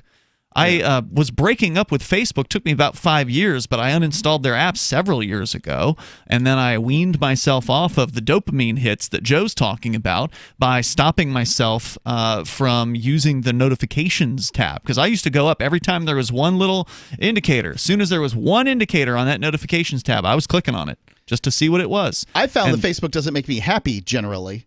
And I have a personal feed that I use, and I try to get rid of any political content from there. But it keeps coming back because people have opinions. Yeah, that's the thing. People have opinions. The thing that you were upset about that was regarding likes was somebody saying something negative, and that negative comment had likes on it, and that was upsetting to you because it had likes on it. And I was trying to tell you, it doesn't matter. Because of the likes, it's getting more views, and it gets more views. Who cares? Someone with an opinion had somebody like it on the internet. It's irrelevant. I mean, I feel like I'm talking to your son right now. I don't know. Go ahead, Joe. Anything else you want to share? I was just saying that, I've noticed a lot of the big tech gurus out there are coming out and saying they don't let their kids use it. Really? Because they know what it does. And, try giving up social media for a week, man. It's like quitting cigarettes or something. I mean, it is. It's that may be a little exaggerated, but. No, I think it's worth the exaggeration. Joe, thanks for the call tonight, man. I definitely appreciate hearing from you. And that's one of the things I'd encourage Mark to do when he was freaking out about these likes. I'm like, look, you're on vacation. Take a break from it. Just put it away. Don't log in for a week, is what I said to you. And you kept coming up with excuses as to why you couldn't do it, and it was so important that you were using Facebook. No, Yes, that's exactly what happened. You can deny it if you want. But it's a platform for disseminating information. That's what they want you to think, but it's not really very effective at it, as we just covered very here. effective if you pay them. Well, no. Are you paying them? If you come from a personal account as opposed to a page, then you have more power. Really? Yes. The personal account, you can't boost a post. A page, you can boost a post. So a page has the ability to reach more people than a personal account if they pay. If you pay. But in all likelihood, they will get far fewer. Yeah. The toll-free number here is 855-450-FREE. However, you still aren't going to reach but a fraction of your personal account viewers because there's, again, no guarantee that they're going to show up. Reach a lot of them. There's no guarantee you're going to even show up on their feeds. More coming up here in moments. You can share your thoughts with us. 855-450-FREE. It is Free Talk Live. Business owners, you want more customers? Accept cryptocurrencies. There's people all around you just waiting to spend money at your store. If only you would take it. I know, you've been waiting till someone else makes it easy. Well, good news. HelpMeTakeBitcoin.com adds Bitcoin to your point of sale. Totally free. Use the same equipment you already have, now with Bitcoin. And unlike credit cards, there's no fees. Let the guys at HelpMeTakeBitcoin.com bring new customers to your store. HelpMeTakeBitcoin.com. Bitcoin.com is delighted to announce their latest partnership with the gift card specialists at eGifter. With many of the world's leading brands on their roster, it is now easier than ever to get the gift cards of your favorite brands with Bitcoin Cash. To get started, just follow these simple steps. Visit giftcards.bitcoin.com, pick the gift card you want, follow the instructions on your screen, and make your payment using your Bitcoin Cash wallet. Sit tight and your gift card will be delivered to you as soon as it's ready. That's giftcards.bitcoin.com. There are basically two types of advertising, direct response and branding. Radio's great for direct response with its low cost to listener ratio, but audio can't be beat for branding, which is a longer-term endeavor. You want to be the first thing that someone thinks of when they think about your product or service. If you have a local business that you want kept top of mind in your community, call the station. If you need national reach, Free Talk Live's got around 200 radio stations, millions of monthly listening sessions, can suit all budgets, and if we don't think we're right for you, we'll tell you. Email me, mark@freetalklive.com. Are you a cryptocurrency advocate? The Crypto Tip is the ideal outreach tool to help new people discover cryptocurrency. It's a printable business card-sized tip that you can give to service providers, preferably in addition to a good cash tip. When the server scans the QR code, it'll bring up an explanation of cryptocurrency, how to install a wallet, and allow them to claim the tip. If they don't claim the crypto, you get your tip refunded to you after a time period you specify. Plus, if they do claim the tip, you get an email alert. Create as many tips as you want at cryptotip.org. That's cryptotip.org. Since time began, tyrants have taken aim at personal liberties. Now there's a movie that aims back. The government has no more right to tell us what to put in our bodies than they have to take our guns or tell us what books we can read. 6 drug police were eaten by bears while raiding a marijuana farm. On your knees, you dirty hippies! Jesus. On your knees! What's the problem, officer? Today, many cops who enforce pot laws do so only because it provides them with cushy jobs, good benefits, and a chance to push people around. I was an undercover narcotics officer. The drug war is nothing but a farce. The Second Amendment says you gotta keep you and your gat intact. Guns and Weed, The Road to Freedom. A film by Michael W. Dean and Nima Vadadi. DVD available now at gunsandweed.com or on Amazon. That's gunsandweed.com. makes the perfect gift. Remember, that's gunsandweed.com. LRN.FM now has a Discord. Discord is a free text and voice chat platform, and we now have our own server with a bunch of channels at discord.lrn.fm. You can join other listeners as they chat about various things during our live shows, or anytime, day or night. Discord software is available cross-platform, so you can have it on whatever device you want and take your chats anywhere. Join our Discord at discord.lrn.fm. That's discord.lrn.fm.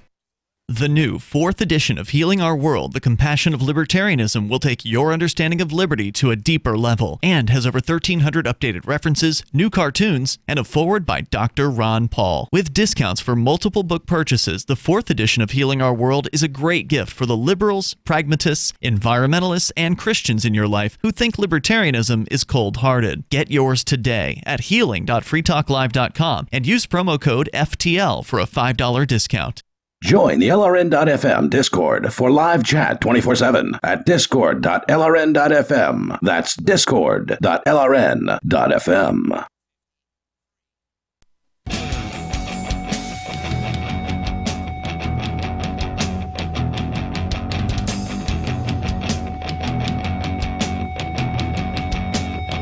This is Free Talk Live. You dial in toll free, bring up whatever you want. Our number here is 855-450-FREE. Coming up, are libertarians going fascist? That's what one person on Medium has to say. And Mark, you said you wanted to share that tonight, so we're going to get to that. It's Ian, Rich, and Mark in the studio, and our toll-free number for you is 855-450-FREE. And also, I want to make sure you know about Liberty.menu. If you are a liberty-minded person, if you're an individual who rejects the initiation of force and agrees to abide by the ethics of the non-aggression principle, then you belong over at Liberty.menu. You can put the things that you do there. Maybe you've got a business. Maybe you have more than one business that you do. Maybe you're a digital content creator or perhaps an events coordinator.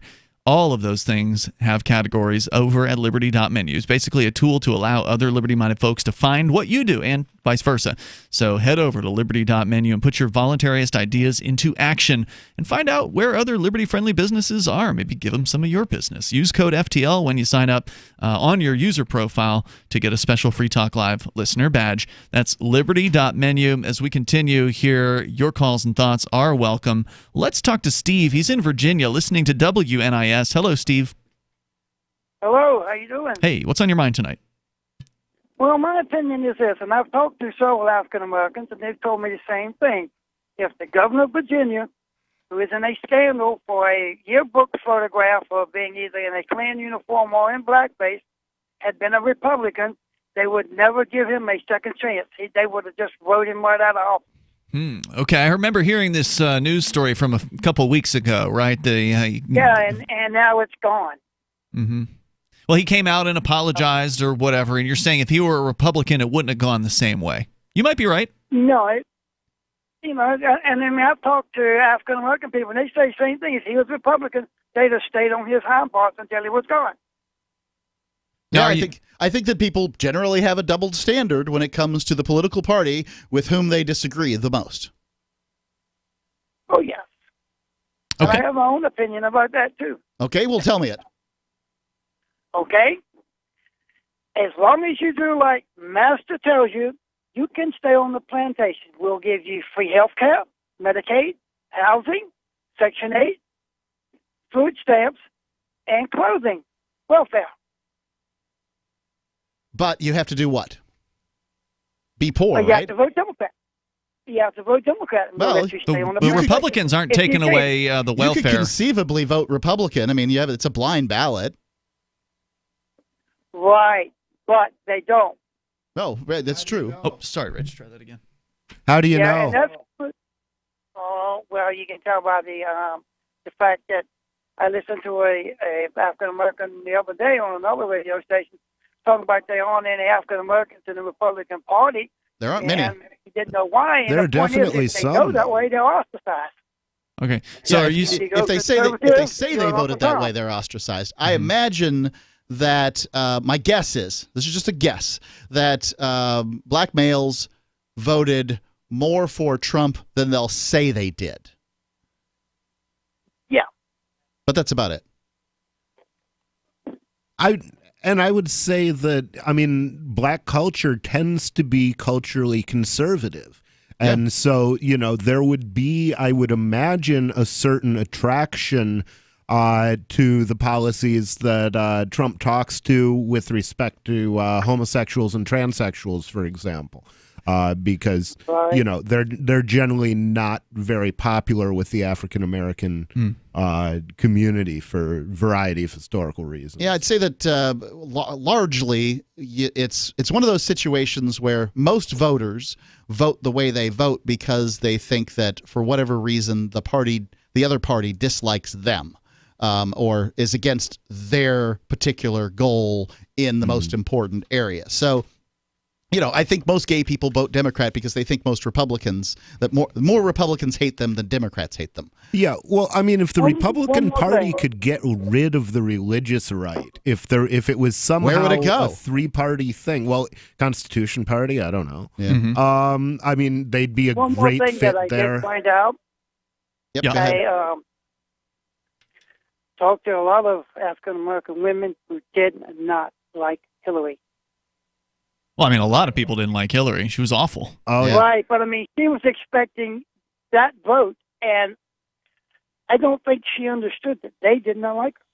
Well, I gotta say, it makes me uncomfortable to hear somebody say they didn't do this, they don't like that, because from a different demographic. Well, the statement can be made based on statistical analysis, though, and I think the polls are in, and the polls do say that as a group, African American women did not tend to lean toward Hillary Clinton. You could say a majority They didn't vote for Trump. You could say a majority of them did or didn't do something. You could, be more specific. If you say they, then it sort of unfairly groups people together where they may not necessarily want to be grouped. Well, if it's based on an actual a reasonably scientifically administered poll, and what you're saying can be extrapolated clearly from that poll, then I don't think it's an unfair grouping. I think that's exactly why they keep demographic information on polls. Ian doesn't like the English language's use of generalizations. So the way people talk is they'll say, "Oh, he's an anti-labelist." He just doesn't like. I know a lot of anti-labelists, and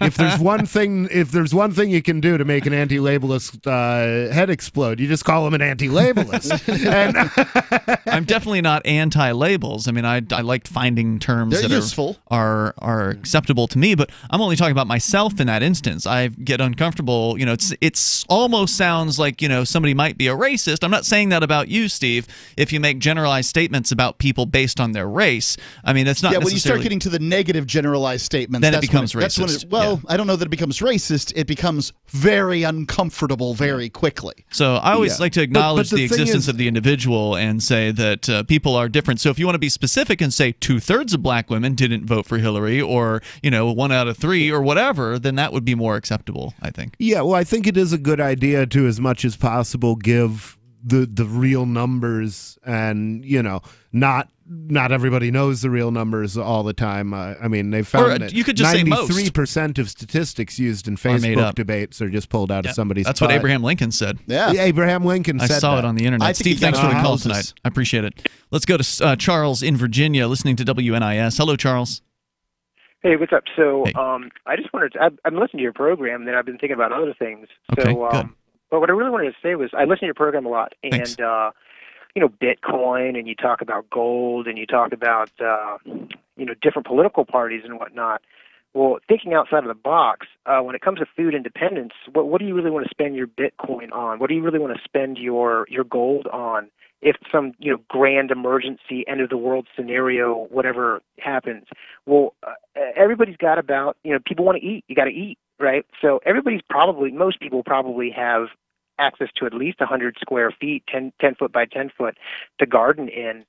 And it's a really revolutionary thing if you think about it. The Victory Gardens in World War II. No, I had gardens for. We had a garden for years. You didn't overturn the state? I raised pigs. There's nothing revolutionary about growing your own food. Hang on, but Charles. I'm willing to talk to you. Yeah, about we can discuss. I'd love to hear your premise. Yeah, the toll-free number here is 855-450-FREE. That's 855-450-3733. You didn't undermine the entire banking establishment. Well, they sent the men in black out to my house, and I think we all got zapped by the guns, and I don't really remember the experience. All right, more on the way here. 855-450-FREE. We got The live Sunday edition continuing here. It is Free Talk Live. Anytime, any place, anywhere. Radio remains the most intimate of all forms of media. At home, at work, in the car, on smartphones. Over 90% of consumers still listen to radio every week. That makes choosing radio as a place to advertise your business one of the best decisions you can make. Email advertise@gcnlive.com and partner up with an experienced GCN representative. Advertise@gcnlive.com. Easy, affordable, effective. Most of you know that heart disease is the #1 silent killer in the U.S. What if I told you for just $54.95 a month you could fight against heart disease naturally? At Heart and Body Extract, we've been helping thousands of people get back to a healthier heart. Don't just take my word for it. Check out all of the success stories at hbextract.com, or to order, call 866-295-5305. That's 866-295-5305. hbextract.com. Don't risk it when you can take charge of it. This is novelist Tom Robbins. When my mother was diagnosed with glaucoma, her conservative Virginia physician told her there was only one treatment that might ease her pain and save her eyesight. That treatment was medical marijuana, which he could not prescribe. I offered to get her some and teach her how to use it effectively, but my father objected because marijuana was against the law. So my mother, who loved to read and walk in nature, was condemned to grow cruelly, unnecessarily blind. Tragedies like this happen all the time, but they don't have to keep happening. To learn more about medical marijuana, call the Marijuana Policy Project at 1-877-JOIN-MPP or visit them on the web at mpp.org. Cell 411 is a free app for Android and iOS that replaces government-controlled 911. Cell 411 allows you to preset a group of friends or private organizations to show up at any emergency. Cell 411 is a nightmare for the state because it proves their so-called services aren't needed. Cell 411 has had thousands of installs, and of course it's covered by the BIPCOT no government license. Cell 411 because your friends won't shoot you when you're in trouble. Without the government, who would build the emergency services? You and Cell 411. Get it today at getcell411.com. The LRN.FM social media channels have been revamped. We've eliminated Facebook and focused on other platforms like Twitter and Mastodon, the decentralized alternative to Twitter. On our accounts, you'll find posts from multiple LRN.FM show hosts together in one place. Follow us on Twitter at twitter.lrn.fm, or better yet, move to the decentralized Mastodon social media platform at toot.lrn.fm, toot.lrn.fm. I think you'll like it. Why did you move to the Shire? I moved here to the Shire because there's other people around who take liberty just as seriously as I do. I moved to the Shire because I saw videos of people challenging authority and thought that I could get support myself. It called to me, like, do this, right now. I wanted to be around people like me who got it, and once I got here, I knew there was nowhere else that I wanted to be. I've always wanted to change the world, so I moved to the Shire to join people who were actually working towards doing the same thing. The people here are awesome, loving, and positive. It was for the adventure and for the feeling of something important is happening here, and I just wanted to come to sort of be part of that. Visit ShireSociety.com to read and sign the Shire Society Declaration and learn the reasons why, if you love liberty, you should immigrate to the Shire. Plus, connect with others via the forum at ShireSociety.com. That's ShireSociety.com. You're listening to the best liberty-oriented audio streamed around the clock, on the air, and online. This is the Liberty Radio Network at LRN.FM.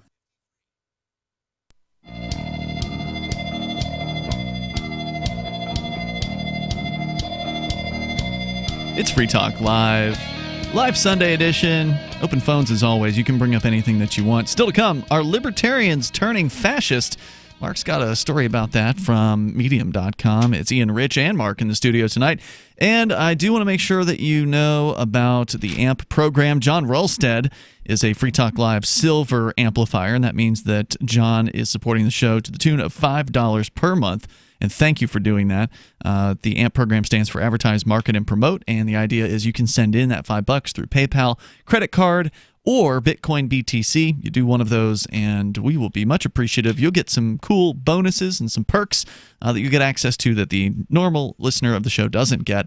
Although normal listeners, you get a whole lot for free, like, archives, webcam, all that stuff is all free. So please go and use those features at freetalklive.com. But if you want to go above and beyond Call of Duty, you want to help us out and help Free Talk Live get on new radio stations. We've got almost 200. We're at 194 stations right now.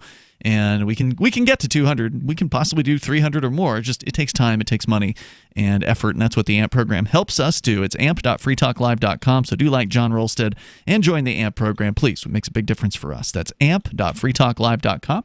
As we continue, by the way, the gentleman who was on the line who wanted to talk about victory gardens or whatever, the idea that he said a 10 by 10 plot is revolutionary, having your own garden. And Mark, you wanted to counter that. Unfortunately, he dropped off the line as soon as we went to the break there, but I still wanted you to have a chance to kind of say whatever it was you wanted to say about it. Well, I don't. I would probably take the point of view. But I would take a counterpoint to what he said when he called in, because he has a point of view, right? Like, I think people should hear both sides.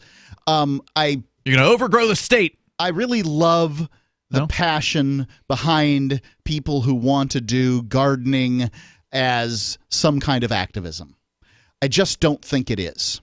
Yeah, it's not. As somebody who wants to see... Unless you're growing marijuana outside of the police station, then it's not activism. Well, growing out... I would disagree with that, because if you're operating as an agorist, then what you're doing is activism. It's just activism by other means. Civil disobedience isn't the only kind of activism, And are you telling me growing tomatoes in your own garden is activism? Because I'm going to disagree with you. Am I telling you it's activism? No, but I think growing weed in your basement and doing your best to keep it secret is activism if, as part of your business, you're spreading the word of agorism. Okay? It's always counter-economic activity. That's a stretch. If it becomes agorist activity, then it becomes... I mean, you didn't... When I was selling weed, my runners didn't get out of there without hearing something about economics and that's certainly you. And how it works. Well, that's agorism because, agorism is defined as counter-economic activity, and counter-economic activity is any black market or gray market activity which is carried out for the political purpose of promoting agorism. Couldn't you just go around and talk to people about economics? I mean, and do as much good as talking to your marijuana distributors as about economics? I mean, well, I would say no, and part of the reason is the fact that I could offer people economic advantage gave them a reason to actually stand there and listen to me instead of just saying piss off and go away. Sure. I can see that. Yeah. So let me address the fact that I was engaged in business with these people allowed me to point out when they said, well, this is what's happening on the market. I was able to say, well, that's how markets work, and this is why that's how markets work, and this is how you deal with it. But you doing business and spreading whatever ideas you spread, that was the moment of doing the activism, was spreading the ideas. It was irrelevant whether or not you were growing weed or growing tomatoes or whatever it was you were doing. If I'm growing weed for the purpose of bringing people to my house, for the purpose of engaging in business and but if they were going to come for the tomatoes, then what it was that you were growing was irrelevant. And so just having a garden is not, by its own nature, having a garden for your own benefit, not activism. No, it gives you a certain level of security, self-sustainability, maybe. If it gives you tasty tomatoes. Sure, that's really worth pointing out. Is that you'll never have a tomato that's so good as the tomato you grew yourself. They're really, really, really good. The ones you get at the store stink. And then the other question is, are you growing your own food for economic reasons, or are you growing it because as a countermeasure because you think that the food you're getting in grocery stores isn't good for you? And there's a lot of people who believe that, especially people who don't like GMOs. And I don't have the scientific background. But one thing's for sure, you're not going to overturn the farm-to-table food system by growing your own, crops. You, the one person, farm isn't to going table to do is a that. terminology. No, not just a loan. That can be part of your program, but another part of your program would have to be barter or using other currencies, because every time you trade for dollars, every time you hold dollars, you're voting for the Federal Reserve. Mm-hmm. Every time you trade in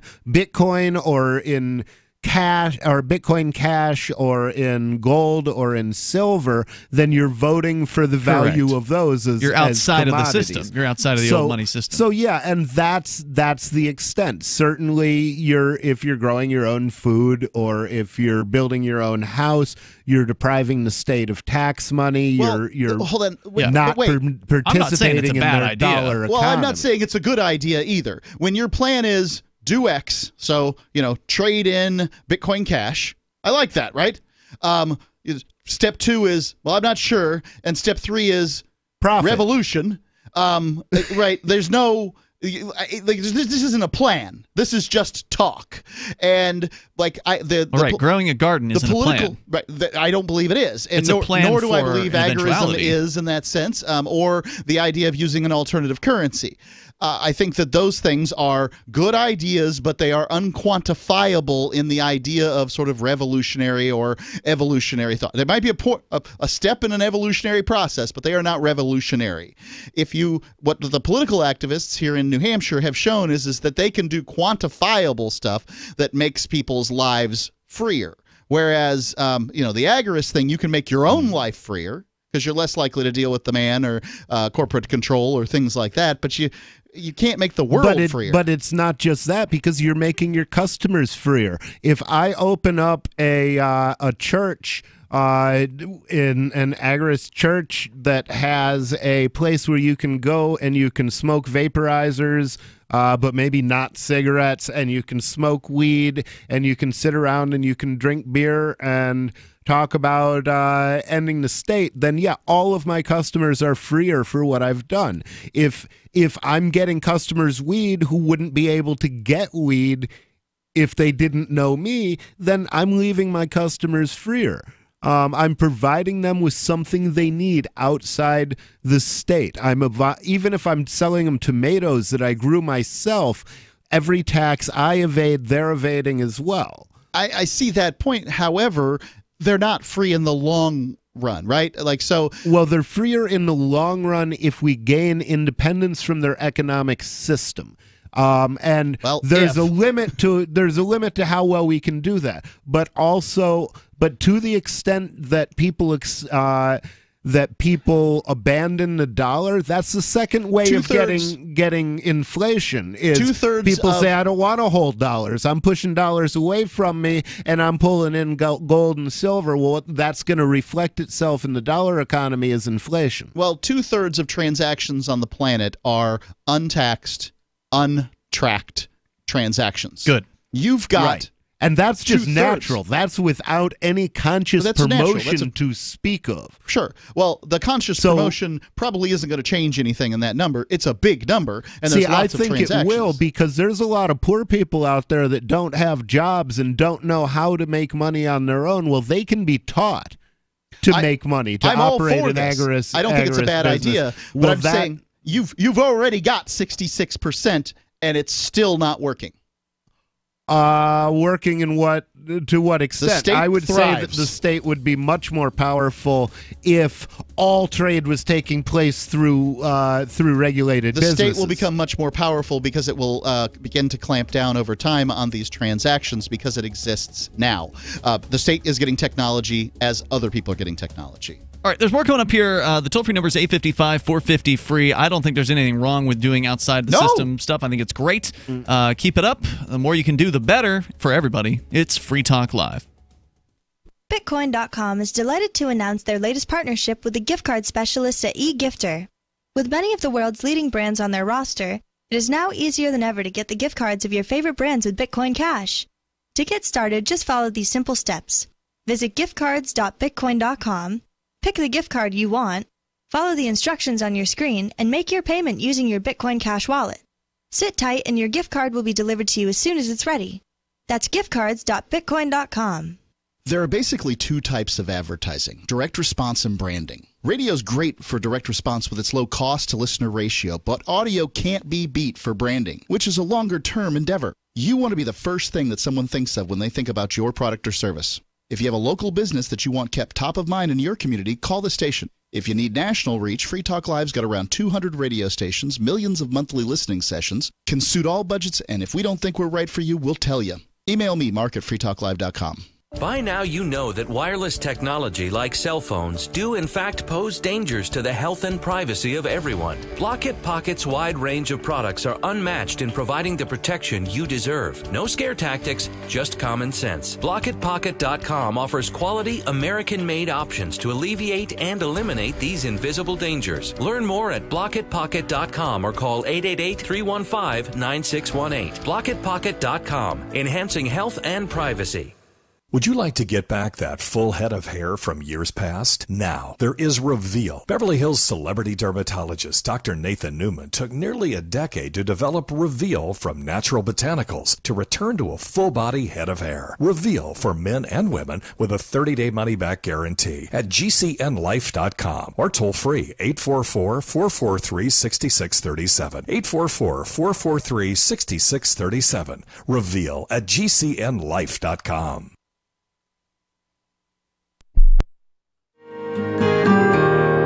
So the protection of life, liberty, and property is what the Free State Project is all about. But it's an effort to move 20,000 people who understand. It's about demonstrating to the entire country that, yeah, we can have a free market, a truly free market. Making it just a freer, great place to live. It's the world's largest voluntarist libertarian community, and it's only getting bigger. That's amazing, to be able to move to a place where other people passionately believe in being free and independent. What the Free State Project is managing to do, though, is to put their money where their mouth is. It's physically getting up across the country and saying, let's go someplace and let's demonstrate the power of these ideas. There's a lot of kind of philosophy that surrounds liberty. There's a lot of thinking about it and talking about it. But here in New Hampshire, people are doing it. 101 Reasons Liberty Lives in New Hampshire, a documentary by Free State Project Early Movers. Watch it free at 101reasonsfilm.com. 101reasonsfilm.com. Did you know we've taken our LRN.FM telephone listen line to a new level with the LRN.FM audio on demand line? Now you can call 712-770-8447 anytime and listen to LRN.FM's live feed. And you can listen to a bunch of our original shows on demand. Long distance fees may apply. Just dial 712-770-8447 and choose from the menu. 712-770-8447. When you hear the word lobbyist, you probably think about greedy corporations, but not all lobbyists are the same. Some are fighting for the freedoms you hold dear. Liberty Lobby LLC is doing just that in New Hampshire, working hard to represent you, not some special interest group. You can help by going to libertylobby.info, where your contribution will give us the tools we need to ensure that your voice is heard. Visit libertylobby.info today to find out more. Do you love Twitter? Make sure you favorite the LRN.FM Twitter account so you can receive our tweets at twitter.lrn.fm. That's twitter.lrn.fm.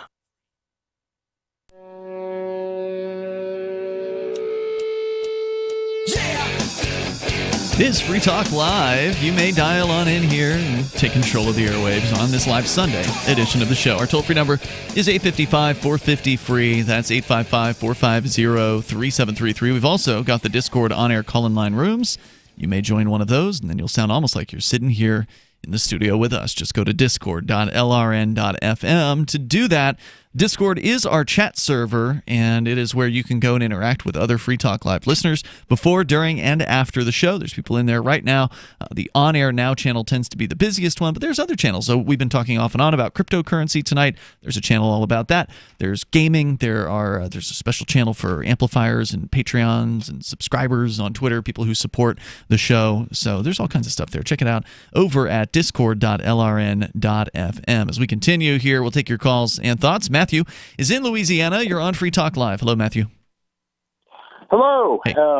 So I thought of what I was missing yesterday when I called in with the Heinlein point of view of limiting the franchise, and that was that... What franchise? Robert Heinlein had this opinion that everybody would be taught the history and moral philosophy class And that would be one of the things that made the difference. And the other would be that basically, if you take all the potential wolves and turn them into sheepdogs, that would suffice to keep the people free. Again, you're a big fan, right? Yeah, no, I'm a huge Robert Heinlein fan, but the thing is, those are certainly. I believe I'm recognizing what you're talking about as being basically the philosophy of Starship Troopers. Yes. So that was a set of ideas that he expressed. I wouldn't necessarily say that Heinlein believed that that was the best way, because he never publicly came out and said in the realm of all of my hypothetical universes, the one that I think would work best is the one from Starship Troopers. And most of the themes from Starship Troopers were not repeated that strongly in the rest of his corpus. Absolutely. Starship Troopers was way more militaristic than anything else he wrote. Yeah, it was. But it's interesting. That causes so many people to view it as fascistic. But there was actually something else I called for, and this is my humor of the night. Okay. Y'all have been seeing all of what's going on in Paris, right? With the Yellow Vest They're back out. Yeah, the Yellow Vest protesters are back in the streets. 18 weeks they've been out, and they're burning it down. They burned something down today. Yeah. They're certainly giving it the old college try, and I'm trying to figure out what these people want. This is as far as I can figure it out. What do we want? We don't know. Well, there's a bunch of people. Now. Well, what they do know is they want the French president to step down. They want to and it's a mixed bag of things because it's a mixed array of things. They do vehemently oppose the carbon tax, partially because it's a regressive tax. But so they do have some ideas in common. And believe me, if you're going out there and you're getting shot at and you're coming back, you personally have a strong opinion of what you want, whether or not your movement is communicating that effectively to the people in America watching who don't speak French. Some of them might just want to burn things down. I hear them chanting things, but I don't speak French, so I don't know. I mean, and we don't know. They're all individuals. Some of them might just want to go out there and cause destruction. I mean, so you don't know who you're dealing with. It is a multi-faction movement is the other thing. I've seen people out there with yellow vests that had hammer and sickle on them. I've seen people out there with yellow vests that had nationalist symbols on them. Which means that I've seen Illuminati eyes painted on some of them. A lot of it is an anti-banker movement. They don't like the banking system very much, and they're right not to like the banking system. This is where libertarians get led astray all the time. They join up with these people in these protests, and then those people get some of the things they wanted, and the libertarians get nothing. Well, main thing... Here's what, Mark, here's one of the things I will say about them. They're all sure of what they don't want, and they don't want Macron. They want to dethrone a planet. They want to take down Jupiter. Yeah. Well, unfortunately, whoever replaces Macron's going to be a bad guy too. Yeah, that's what they're going to to me, it's a big difference whether they completely overthrow the government or whether they just shuffle people around like you do after every election. That'll be That's a different matter. If you actually take down the government, then there's a chance of reclaiming getting information from that government, publishing what they've been up to, publishing what they know about what the United States has been up to. That's something I would really love to see. Let's go. Thanks, Matthew, for the call tonight. Appreciate it. Sarah is on the line in New Mexico. You're on Free Talk Live. Hello, Sarah. Oh, yes. I just want to say that, have you noticed that, what I've noticed is that, most of the political movements are actually happened by a couple of people. Like, for example, like our state. Okay. It's only like 30, 50 people in our state for our population. That does anything. That puts it, how many... You're saying there's only a few activists that spark movements. You're saying it only takes a few people to get a fire started. I'll say hundreds of activists in a given state, usually. And maybe thousands, depending on the state. We've got about 1,000 Republican and 1,000 Democratic activists in New Hampshire, according to some statistics published by the Free State Project before 2009, because they said we'd basically need 2,000 people to outnumber the activists of left and right with the activists of Which is why we need to get 20,000 to move here, because only about 2,000 of the 20,000 are going to be your key doers. Well, yeah, and at any given time, I mean, if you're doing, especially if you're doing civil disobedience, the personal cost of doing that is so high that you can only do it for so long. Yeah. Well, that's never going to be a sustainable thing, but I just mean general activism. You're still only going to, the 80-20 rule is always going to be in effect. So I think, Sarah, is that what you're talking about here? The fact that it's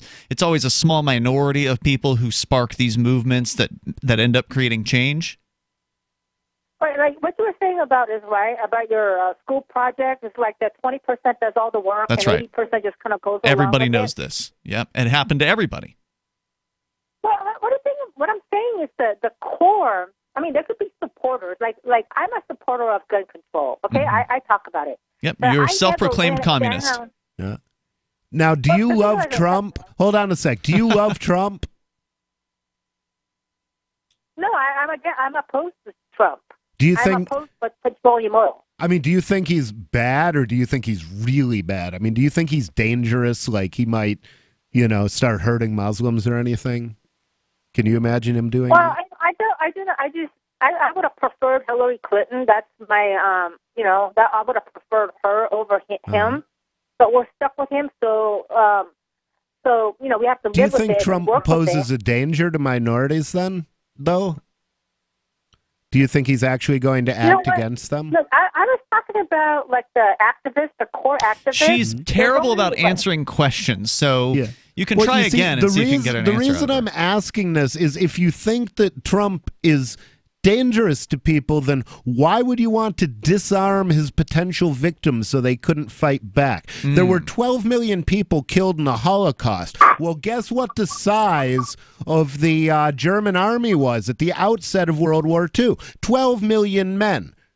So if each of the victims of the Holocaust had managed to take out one soldier, they would have demoralized that outfit before it had done a third of the damage that it actually did. Even if they took out 1 out of 10 soldiers, it would have been pretty if you take out 10% of an entire military force, that force is going to suffer desertion, demoralization.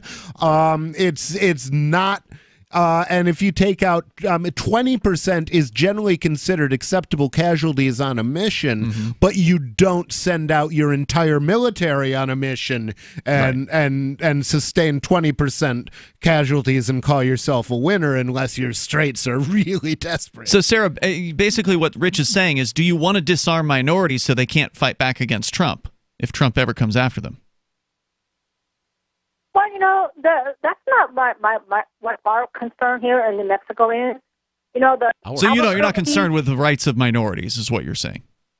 Well, we're concerned about all the gun violence in Albuquerque and Santa Fe and Las Cruces. But screw the rights of those people, right? You're not worried about it. If Trump wants to round up the blacks, you're totally fine with that because they won't be able to defend themselves with guns, right? Well, the thing is, that's not my focus. But I started this Well, it's conversation not your with- focus, but maybe it's a good idea to take a look at that because that's what you're advocating for. When you give a government, when you disarm the citizens, then they no longer have a say in what that government does. They no longer have a hard line that they can draw in the sand. Thank you, Sarah, for the call tonight. We got more time for you. Hour number 3 is on the way. It's the live Sunday edition of Free Talk Live. Coming up, are libertarians turning fascist? Mark's got that story from Medium.com. We'll get into it because I don't know if I agree with it, but then again, I haven't heard the claims, so we'll see what it says. Coming up here, this is Free Talk Live, and you can take control of the airwaves. Heart disease is on the rise. Clogged arteries, high blood pressure, and high cholesterol levels may not be fully detected by you, but the symptoms are there. Loss of energy, blood sugar spikes and drops, poor circulation, and irregular heartbeat are just a few of these that can alert you that something is wrong. Hear how Heart and Body Extract is making a difference in thousands of people's lives across America. My blood pressure has normalized. My diabetes has totally improved. Everyone is telling me now how much healthier I look, and I'm telling telling everyone how much healthier I feel. I recommend Heart and Body Extract to everyone. Anybody over 40 in the North American continent should be using this product as a preventative to keep their cardiovascular system healthy. Order your 2-month supply today by calling 866-295-5305. That's 866-295-5305. Or order online, hbextract.com. Heart and Body Extract, 866-295-5305 or hbextract.com. Are you a cryptocurrency advocate? The Crypto Tip is the ideal outreach tool to help new people discover cryptocurrency. It's a printable business card-sized tip that you can give to service providers, preferably in addition to a good cash tip. When the server scans the QR code, it'll bring up an explanation of cryptocurrency, how to install a wallet, and allow them to claim the tip. If they don't claim the crypto, you get your tip refunded to you after a time period you specify. Plus, if they do claim the tip, you get an email alert. Create as many tips as you want at cryptotip.org. That's cryptotip.org. If you want to know the latest about Free Talk Live before we go on the air, all you need to decide is how you want it delivered. It's your choice. Visit news.freetalklive.com. You can get emailed announcements and participate in contests via our email updates list. Plus, we have a Twitter account that you can follow and a Facebook page where you can become a fan. So visit news.freetalklive.com to get news about Free Talk Live as soon as it's announced and the way you want it delivered at news.freetalklive.com. That's news.freetalklive.com. You're listening to the live edition of Free Talk Live. Hour number 3 is next after the news here on the Liberty Radio Network at LRN.FM. This is the Liberty Beat, your daily source for Liberty news and activist updates. Produced in partnership with SNLS News and listeners like you. Online at libertybeat.news and snls.news. I'm Mick Murrow with the Liberty Beat for Thursday, March 14th, 2019. Gold opened the day at $1,298. Silver opened at $15.22. And Bitcoin is trading around $3,850. Today's prices are brought to you by InnoScale. Take off with Managed Cloud. Looking for a safe, secure way to store your important files online? Let InnoScale handle it for you. Their high-availability cloud servers are the perfect solution for clients needing one or more secure, scalable servers with built-in hardware failover protection. For details, see them online, innoscale.net. In the news, in a close vote of 54 to 46, the United States Senate on Wednesday passed a joint resolution calling for the end of U.S. military involvement in the Yemen war, noting that no such involvement was ever authorized by Congress. Debate on the resolution, as in the past, centered on arguments that the U.S. involvement isn't technically a war in and of itself, and that ending the war would be bad for Israel. On the other side, the focus was heavily on Saudi war crimes that the U.S. has been supporting. The resolution came with an amendment by Senator Rand Paul, which seeks to ensure that no language in the bill inadvertently authorizes any other wars. The Pentagon on Wednesday announced it has allocated $300 million to support U.S.-backed Syrian Democratic Forces, as well as $250 million to secure the borders of Syria's neighbors. The funding is part of the 2020 budget. The administration of U.S. President Donald Trump asked Congress to allocate a total budget of $718.3 billion to the Pentagon. The Anti-Media reports that according to budget documents, out of $718.3 billion, $544.5 billion has been allocated as a core budget, while $173.8 billion is allocated for potential overseas operations known as the War Fund. Of the War Fund, $9.2 billion has been allocated for urgent situations, including the wall that Trump is planning to build on the border with Mexico. The Liberty Beat is sponsored in part by Brave Botanicals, high-quality kratom and CBD at reasonable prices with excellent customer service. Brave Botanicals is activist-owned and mission-driven, fighting for your right to consume plant-based medicine and natural remedies. More info is online at mybravebotanicals.com. And Liberty Beat listeners can save 10% off your purchase by using promo code SNLS at checkout. This is the Liberty Beat for Thursday, March 14th, 2019. The Liberty Beat is online at libertybeat.news and snls.news. Your news now continues. YouTube has finally gotten around to shutting down a notorious softcore pedocentric channel months after its creator was arrested in Central Florida for molesting a 15-year-old girl in a hotel room near Walt Disney World. The Anti-Media reports that UK-based Ian Rylett was arrested in August of 2018 on suspicion of molesting the teen, shortly after she signed a contract to appear on the 55-year-old's YouTube channels, one of which was 7 Supergirls.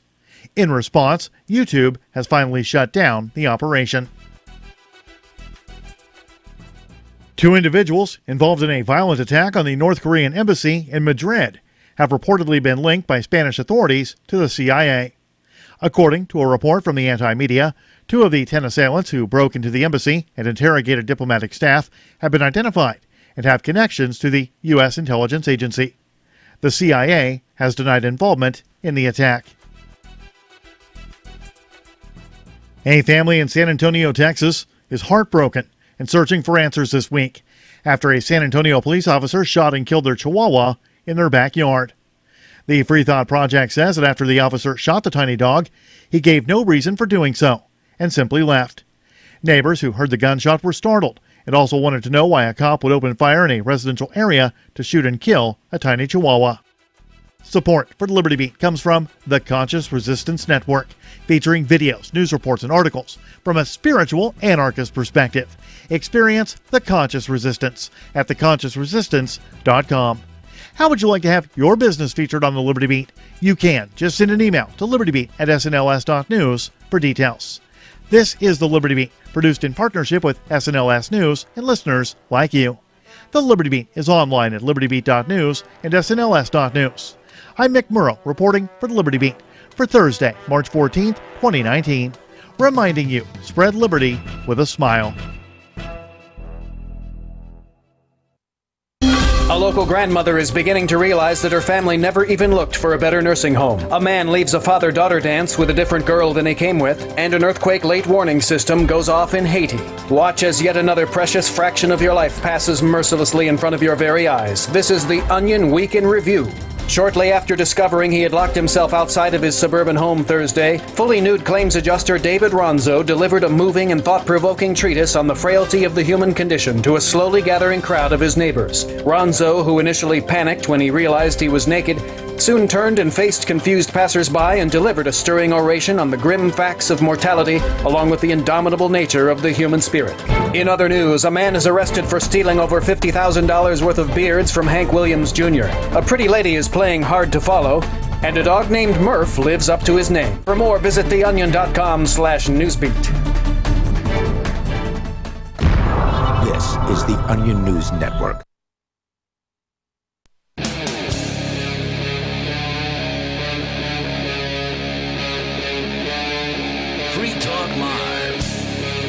Free Talk Live. The toll-free number for you is 855-450-FREE, like freedom. That's 855-450-3733.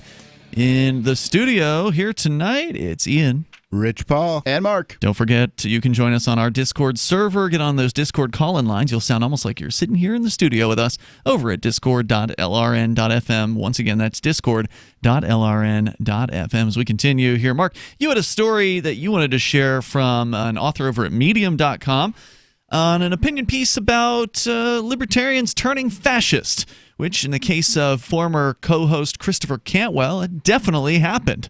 Somebody who was purportedly educated as a libertarian at one time, well-spoken as a libertarian.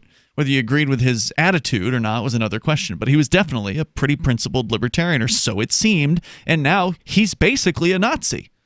Right. Does he use that terminology? Well, he addressed that during the She-Male versus Nazi debate that happened on Friday night that he ended up walking out of, and he said that he sort of begrudgingly started to accept it because people were calling him it anyway, right? And so he kind of just accepted that. From a branding standpoint, he is the crying Nazi. Gotcha. I don't know if he accepts that. I don't think he was. I don't think that was the branding he was. I don't think that was the branding he was looking for, though. I suspect not, but. I mean, when you say the crying Nazi, he's the one. It's likely that's where people get it. That's what people, By the way, if you missed the video of him storming out of the studio because somebody called him a name he didn't like. Okay, he didn't storm out of the studio. Now, I got to take exception with that. Edge stormed out of the studio. Cantwell, he maybe rained out of the studio. He sprinkled out of the studio, but he didn't storm out of the studio. He wasn't happy. He wasn't happy, but he wasn't thunder and lightning either. Fair enough. It was still entertaining, and you can see the clip over at freekeen.com right now. So, Mark, let's jump into this story here. Yeah, so the story, this is an article written on Medium.com, which I think is one of those sites that basically just goes for the clicks. I think anyone can write on Medium.com. Yeah. But it's not a new. good-looking site, though. But it's new to me, and I found it interesting, so it's sort of worth looking at and looking at. Yeah, realizing, the idea of a libertarian, leaving libertarianism is not a new idea at all. But. Right. Well, leaving libertarianism and then going towards this alt-right thing. This is relatively new. This is a year-old article, but still quite relevant. If you paid attention to politics on the internet as long as I have, you might have. And who is this? This is just some guy. There's probably a name on it, though. I'm just saying. His name is Elliot Gulliver Needham. He's a dashed. He's a hyphenated name. Okay. Yeah. And I believe he self-identifies as a Marxist. All right then. And having read it earlier today, let's see. You might have noticed a worrying and confusing trend. Traditionally libertarian figures transitioning into alt-right supporters. Now, I followed the classical liberal faction of the internet since 2014, the year I started becoming interested in politics. I was watching Christopher Cantwell before he became known as the crying Nazi, when his chant was taxation is theft, not Jews will not replace us. I remember Stefan Molyneux when he was debating whether we should have a government, not whether government should be used to promote eugenics. This fascinating transition from libertarian right to authoritarian right has been mirrored in just about every single alt-right figurehead. Think Milo Yiannopoulos, Richard Spencer, Alex Jones. These people weren't libertarians. Alex Jones was he supported Ron Paul. He was definitely in the libertarian area of the spectrum. He did say libertarian right. Okay? So he has... But none of those people, I mean, Richard Spencer, I've never heard of that person. Richard Spencer has never been... He's a racist straight up. Yeah, he's not... This guy says he was on the Ron Paul campaign. So that's a bit of a pedigree. He claims Spencer was, or the guy writing the article? Yeah, Spencer claims. He claims that Spencer was. That's news to me. Okay. Huh. I mean, I don't know all his campaign people, but... Yeah. This guy baked Alaska. Ask Google what they think about. Well, you can feel free to do that. I'm reading an article here. The letter used to identify as this baked Alaska guy used to identify as a carefree, easygoing libertarian who firmly opposed the war on drugs and championed the cause of Black Lives Matter. But now he's being banned from Twitter for promoting white supremacy and ranting about how Jews control the media. The creator of The Right Stuff, a neo-Nazi blog that hosts such unsavory podcasts as The Daily Shoah, openly acknowledges this, saying, "We were all libertarians back in the day. I mean, everybody knows this." Jeffrey Tucker wrote, "They're doing to libertarianism what they did to Pepe the Frog or Taylor Swift to co-opt it. They know that no normal American is going to rally around the Nazi flag, so they're taking ours. What exactly makes these people so vulnerable to conversion to the alt-right?" So Jeffrey Tucker gets a mention here. The guy doesn't mention that Jeffrey Tucker is ready to call out anybody who's on the alt-right as a bad guy, but does a lot of name dropping in here. And certainly, I think it's worth pointing out that there does seem to be an issue of libertarians turning alt-right. Would you acknowledge that? That's not surprising when you think about it. And here's my reasoning. How many parties in 1993 were opposed to affirmative action? Opposed to affirmative action? I don't know. I can think of one, the Libertarian Party. Okay. How many parties were opposed to hate speech? Or hate speech and hate crime legislation? The Libertarian Party was opposed to those things. And those are the right policy prescriptions. They're not inherently Nazi, but you can see how the people who want to use the N-word are certainly going to be among the people that flock to the party that advocates for the freedom to use the N-word. Once the Nazis get control, though, they don't have anything to do with freedom of speech anymore. No, right? of course not. Well, they only like freedom of speech when it benefits what them. we've seen is that the alt-right occurred, the alt-right came to prominence, and those who were seeking to piggyback on the libertarian movement were drawn out of the libertarian movement, and they're not identifying as libertarian anymore. Chris Cantwell is a Nazi. I don't know if Stefan Molyneux is still identifying as a libertarian. No, I don't think so. Clearly, he's not one. Yeah. So what it's done is not to tarnish the libertarian movement. What this pipeline has done is it has lanced a festering boil within libertarianism, and the pus of Cantwell and Molyneux is flowing out now. Well, and I think it's a healthy movement to get those people out of libertarianism. I don't know if you're going to agree with his next hold paragraph, on. though. You asked if I could acknowledge this, and not only have I acknowledged it, but we've cataloged it on the air. Yeah. We were part of watching it happen as Cantwell became a racist. As he was a host of Free Talk Live, we found out that he had become racist. We fired him from the show in that particular case. We saw it happen with Molyneux. We also had him on the show in the past. Remember from the Porcupine Freedom Festival? He came on. He was very anarchist, very libertarian, very voluntarist.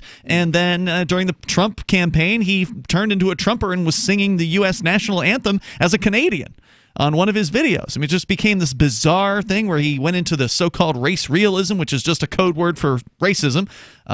So Molyneux and Cantwell went in a similar direction. So not only have we acknowledged that, but we've discussed it in the past. We've also talked, however, about the libertarians who've moved to the left. And I think that that's what this person is completely ignoring, at least so far. Well, he is one. I understand that. But he's ignoring the fact that that happens. Because it's easy to see Chris Cantwell. He's a national figure. It's easy to see Molyneux. You know, he's relatively popular on the internet and had a pretty popular podcast and YouTube channel. He was huge in his day. Yeah, he probably still is. But his followers have shifted to the right. So you look at somebody like Amanda Bolden, who was a self-proclaimed anarchist who moved to New Hampshire as part of the Free State Project. She formed a voluntarist charity that helped feed people. Rich, you and I did deliveries for that charity one year, or twice, 2 years or something like that.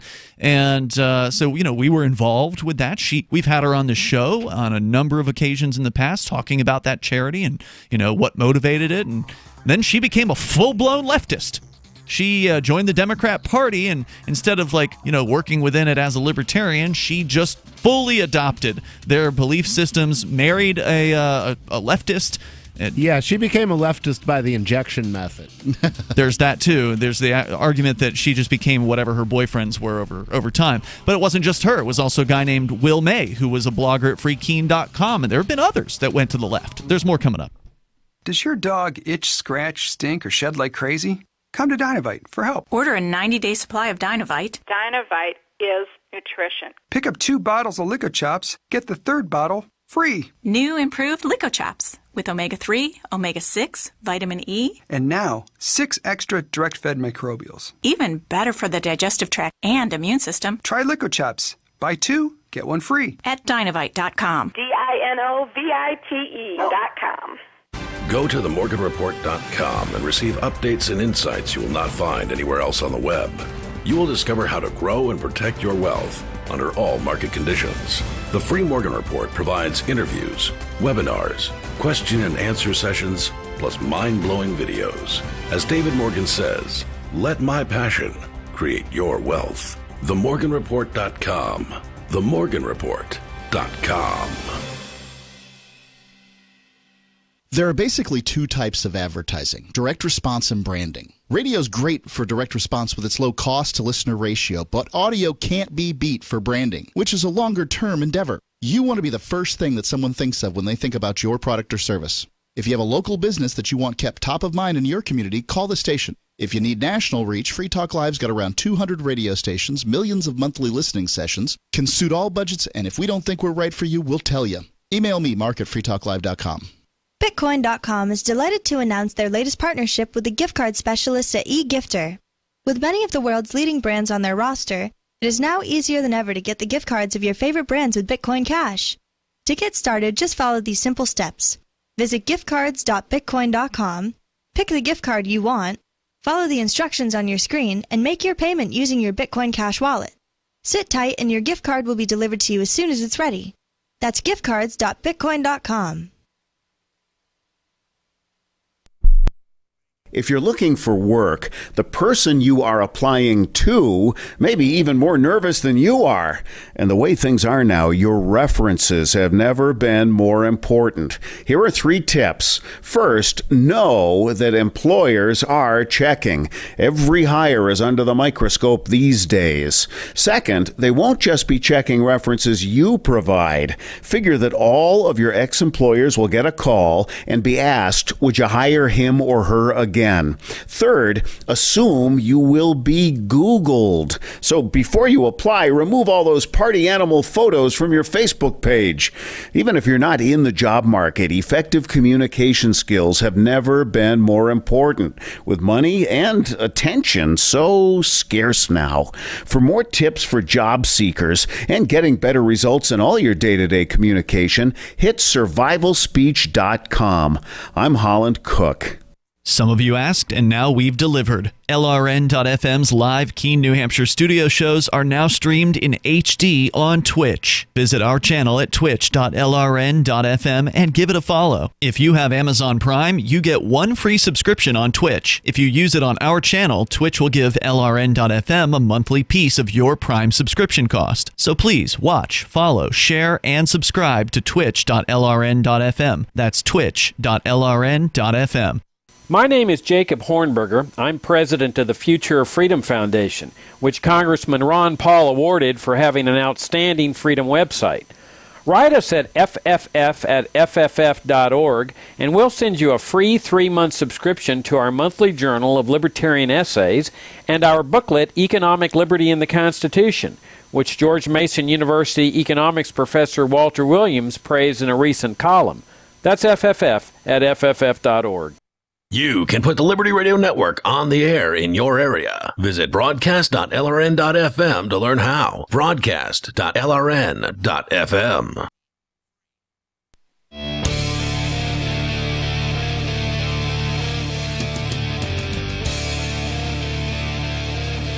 It's Free Talk Live.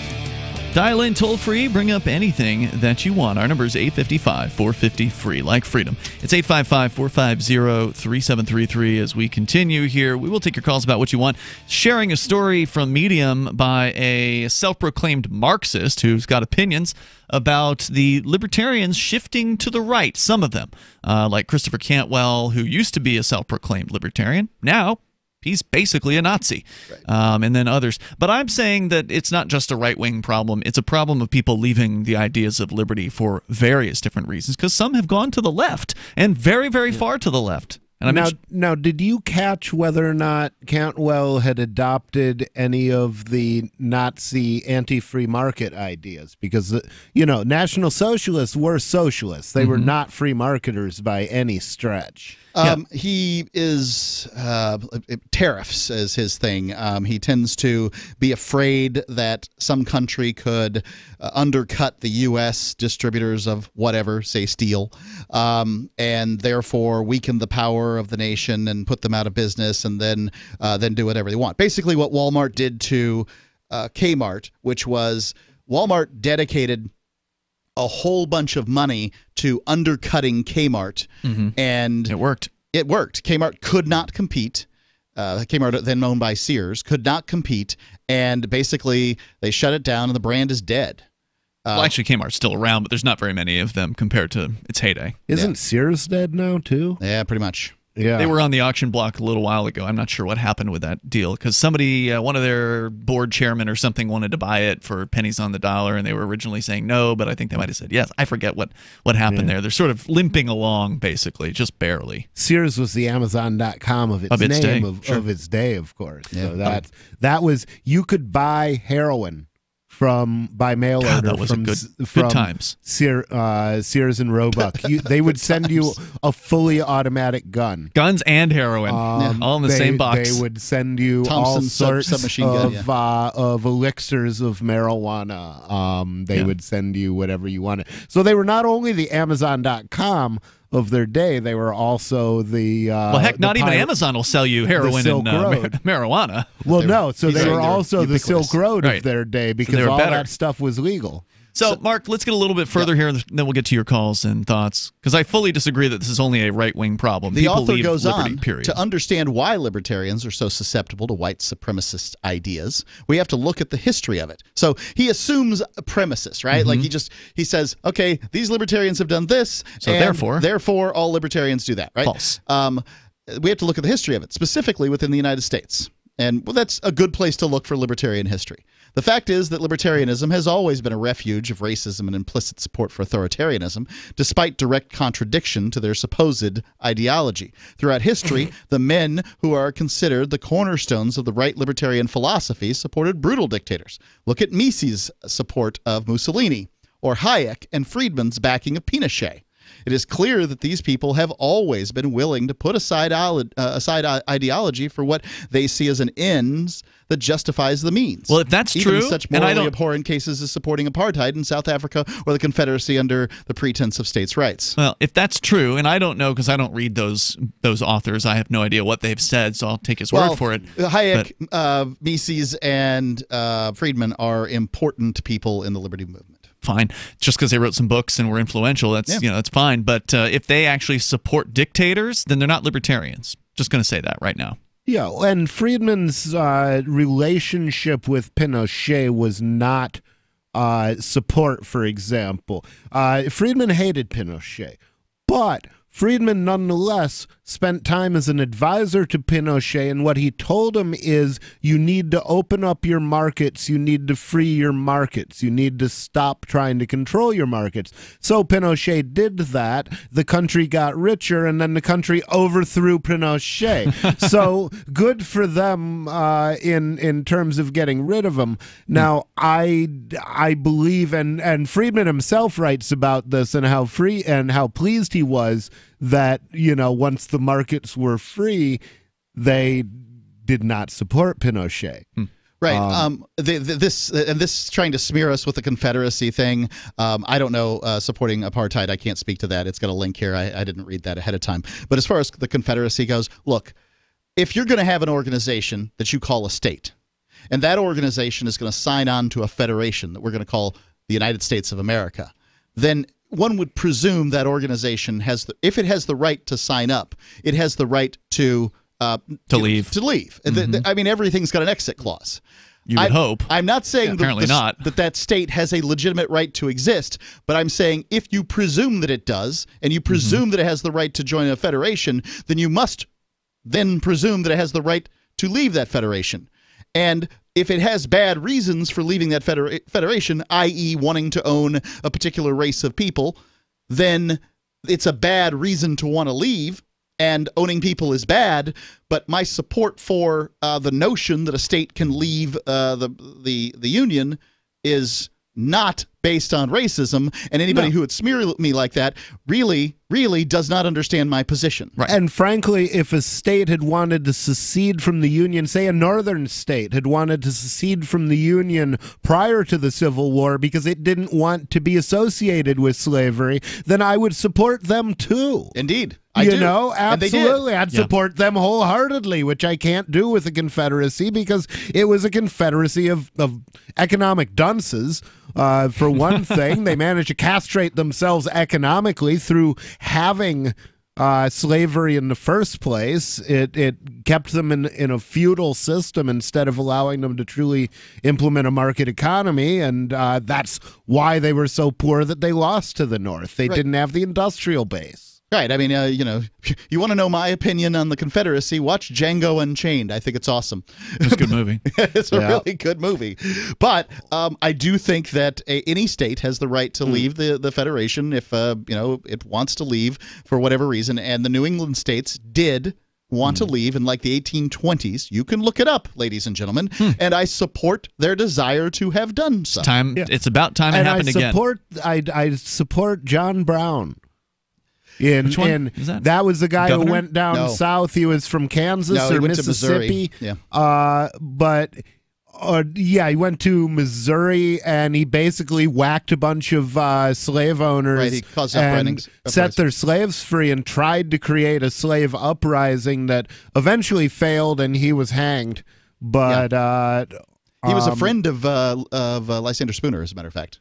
And he was, basically Thoreau wrote a defense of what he did and said basically, he had a right to do that. And I would agree, any slaver was initiating force. And so if his slaves rose up and killed him or somebody else came down and whacked him, I got no problem with that. No humans involved.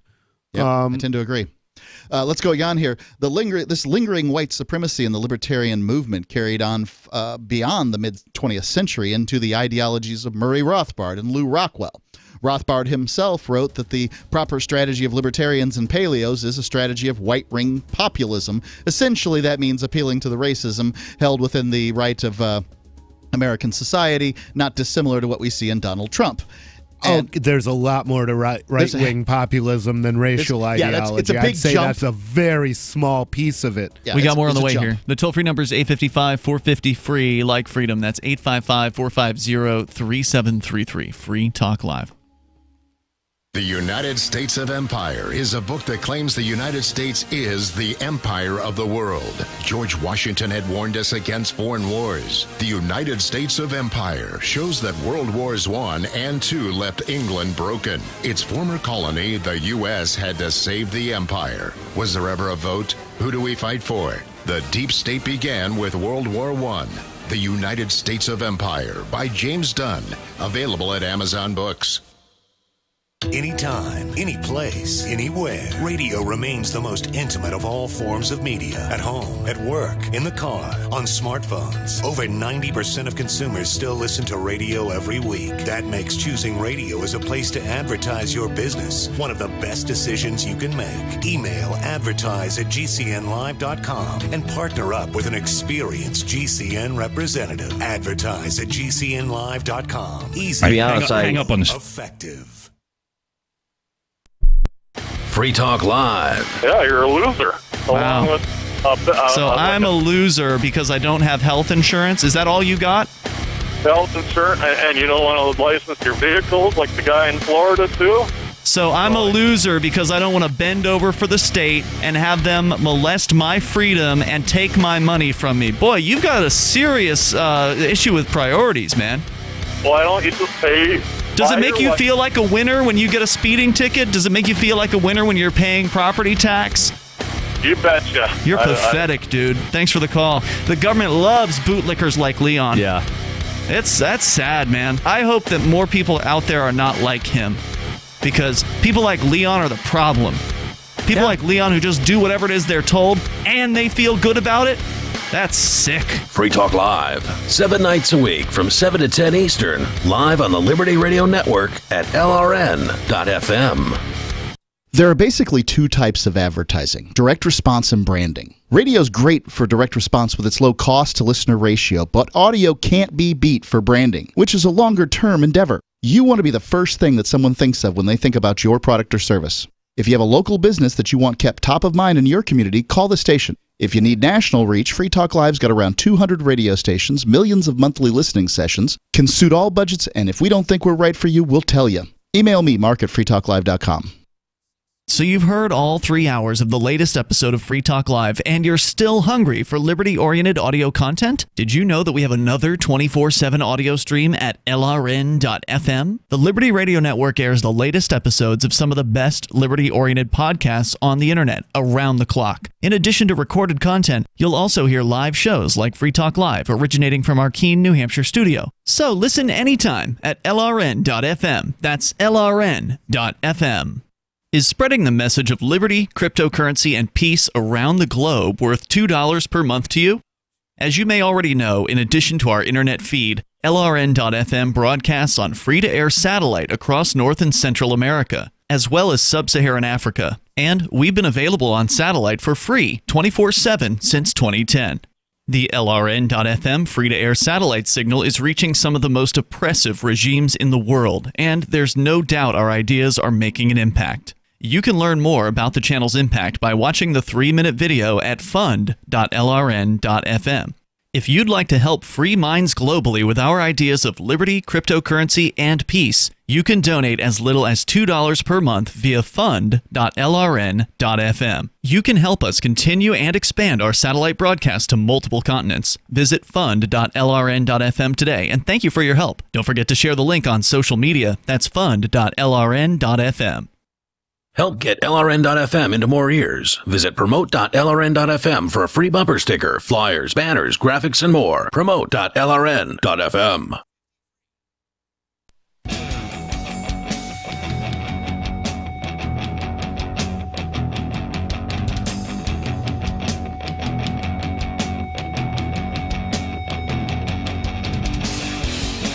It is Free Talk Live.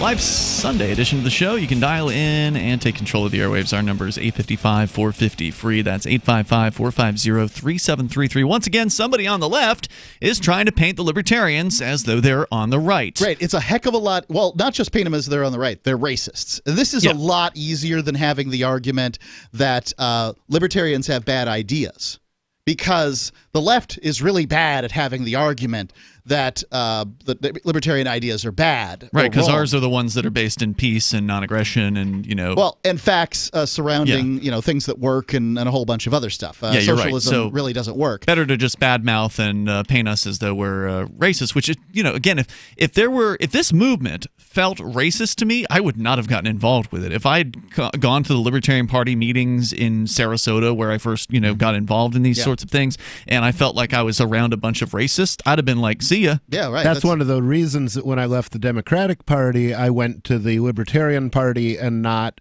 the Republican Party, is because Republicans struck me as theocratic, and they struck me as having a lot of racists. I've always been aware as a libertarian that within the idea of libertarianism, which is a simple concept. It's the non-aggression principle, which says, you shouldn't initiate force to achieve your political or social goals. That's kind of what the Libertarian Party's signing statement is. That within that statement, a racist could exist, right? Like there could be racists within the Libertarian Party. The Libertarian principle doesn't exclude that, but it never seemed to be more than a very small minority, basically invisible to me as far as my experience has been. I mean, with the exception of Cantwell, which is an unusual case in my book. Yeah, and I can think of a few others who are still libertarian, but I mean, you can say that we should have people placed on a level playing field, which is what ANCAPs it's an anarcho-capitalist. Anarcho-capitalists believe in, and if you believe that some group of people is inferior to some other group of people in some way, then I guess they won't be as well represented in professions that require that thing. But who cares? It doesn't. Well, I don't even like to think about the groups of people. Like it's an artificial paradigm that is given to me that I have to think. Well, how are men going to be handled in this situation? How are women going to be handled? How are blacks or whites or Hispanics or whatever? To me, I don't even consider those questions because in all cases, for me, the answer for one is the answer for all. Right, and a lot of times to our own detriment. We don't think about race or gender in the libertarian movement, in many cases to our detriment, because our enemies think about it all of the time. Well, constantly. The other thing is there are important racial points to be made from a libertarian point of view. It's like, and I've got a good friend who's a Rasta, and he's kind of black nationalist in his outlook. So one of the arguments that I've used with him regarding socialized medicine was, what kind of treatment do you think black people are going to get if the government is biased against black people and the government is deciding who gets medical care and who doesn't get medical care? Well, the government runs schools right now. And the other thing that I said to him, and he's pretty much a libertarian now. He was libertarian leaning before, and I think he's pretty much solidified now that he's encountered one is, well, what kind of education do you get from the state? And he actually and you know, and if you anybody who knows anything about urban schools knows how bad the government schools are to and that's blacks. how medical treatment of blacks is and if you send your children to Caesar to be educated, don't be surprised when they return as Romans. Let's go to your phone calls and thoughts here. Rob is in Virginia, listening online. Go ahead, Rob. Well, I've got to object vehemently to the last sentence of that Marxist article you read just before the break, and also to your co-host there saying who left the Democratic Party, say the Republican Party's racist. As far as the Marxist guy, they're just trying to paint people on the right as racist. As far as I know, the third-party Republicans, as soon as they got a guy in as president, the country war. The what? The liberals went to war to keep slavery. They killed nearly 1 million Americans, and it was the Republicans fighting against slavery, Jim Crow. Well, I mean, the Republican Party, I think it's unfair for it to go back decades and decades and say, see, we're not racist. I mean, I will say this regarding the Republican Party. In most of my experience, when a black guy shows up at a Republican Party event, if he talks Republican talk, he's going to be welcomed. But, I mean, the political They even welcomed our tranny. Yeah. Here in Keene, they welcomed Aria DiMezzo, who's transsexual.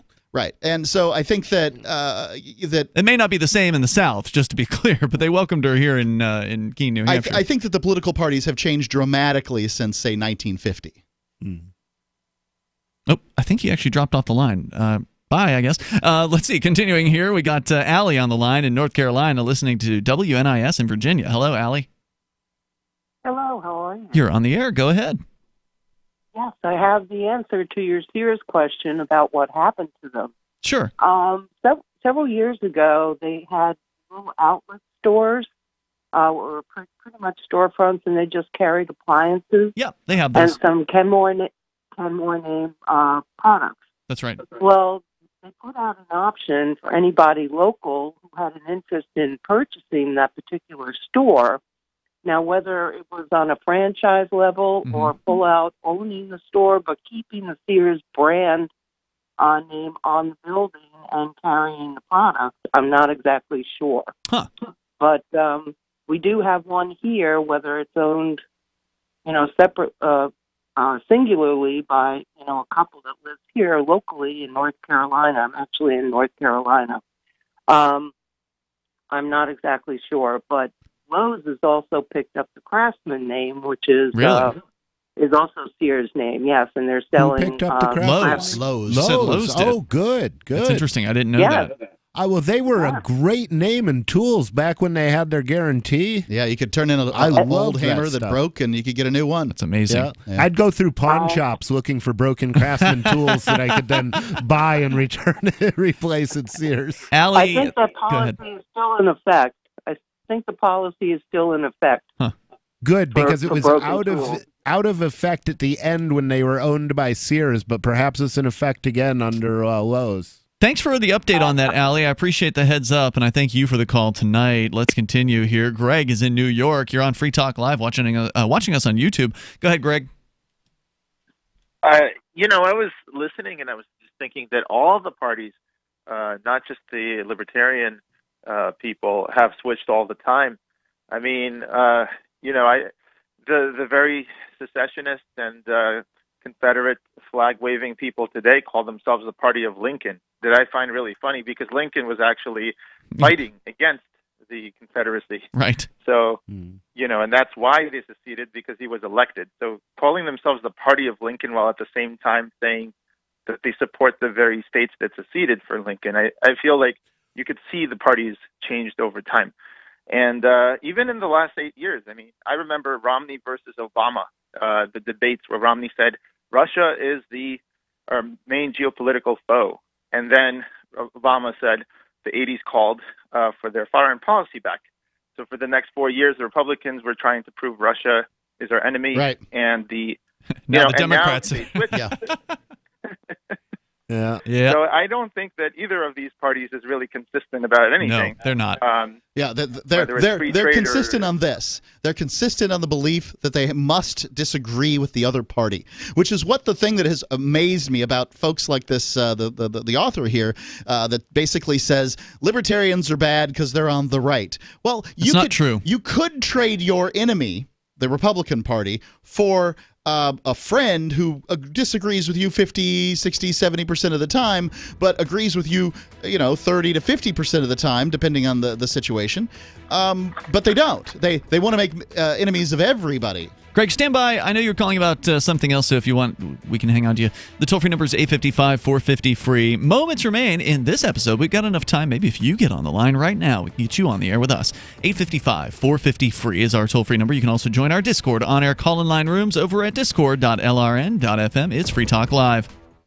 We have some good news. The indictments against Ross Ulbricht in the District of Maryland were dismissed with prejudice, meaning they can never be refiled. This is especially good because those indictments contain the only charge ever made that Ross engaged in murder for hire. This was a serious allegation that Ross Ulbricht denies. It was never prosecuted or ruled on by a jury, but was trumpeted by the federal government and the media as if it were proven fact. The Maryland court held these indictments for almost 5 years, poisoning Ross's case and leaving him under a cloud of unproven allegations. As explained in Ross's appeal to the Supreme Court, the fact that the judge used these allegations to give Ross a draconian sentence of double life without parole violated his Sixth Amendment right to a jury trial. Judges are required to issue sentences based on convictions decided by a jury, not unproven allegations never even charged at trial. Although this is a positive development, the dropped indictment will not set Ross free. Now, a presidential pardon is Ross's only hope of freedom. Sign the petition at freeross.org. freeross.org. Know someone with a drinking or drug problem? Learn how to get sober after we share these stories. I was 35 with 2 beautiful children when my life and addiction started to spiral out of control. After my divorce, I went into a depression cycle and started drinking more often and using prescription drugs. After my second DWI and arrest, my ex-husband threatened to take our children away from me. I was 17 when I became addicted to heroin and meth. I thought I could quit on my own, but I couldn't. It hit me when I was arrested. Get sober now. Your private insurance may cover costs and we'll get you here. It's simple. Just call Elite Rehab Placement right now. Please, don't wait. Your life matters to us. 800-213-9264. 800-213-9264. 800-213-9264. Call right now before it's too late. 800-213-9264. I've been told no in many different ways. I give you an order and you're going to obey it. George, you can go this way. You can do that and you have to leave here. You cannot bring signs into their rally. Walk with me. Well, I'm comfortable here, actually. Whoa, hey, who do you think you are? Excuse me. There is no video and audio allowed in this office. No, I have work today. This is... You ain't gonna make it. Wait a minute. Hey! Oh my God! Unbelievable! Why are you running from me? Because you're scared me. What am I being detained for? You're being served. What is this? You're being served. What is this? Bureaucrats have a funny way of telling people no. That's the sound of the men working on the chain. Derek J's Victimless Crime Spree. Watch it for free and order the Director's Cut DVD at victimlesscrimespree.com. LRN.FM is proud to announce our official listening apps for Android and iOS devices. Now you can easily tune into our streams anywhere, anytime on your smartphone or tablet. Just visit apps.lrn.fm or search for LRN.FM in the Android or Apple app stores.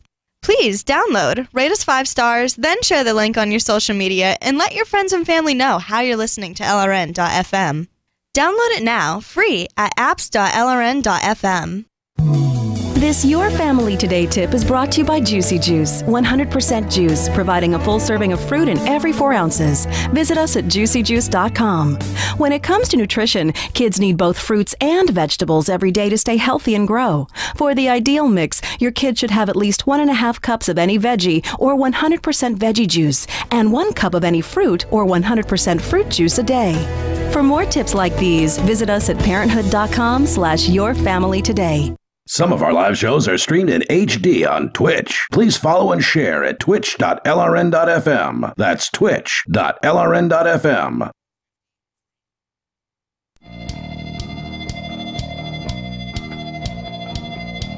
This is Free Talk Live. You can bring up anything, even if you are in the remaining moments here, which we'll try to get you in if you get in now at 855-450-FREE. That's 855-450-3733. We've also got the Discord on-air call-in line rooms. Just head over to discord.lrn.fm, and you'll find a bunch of people hanging out in there talking about Jamaican jerk chicken right now in the chat room, which is making me very hungry because it's been a long time since I've had some good Jamaican jerk.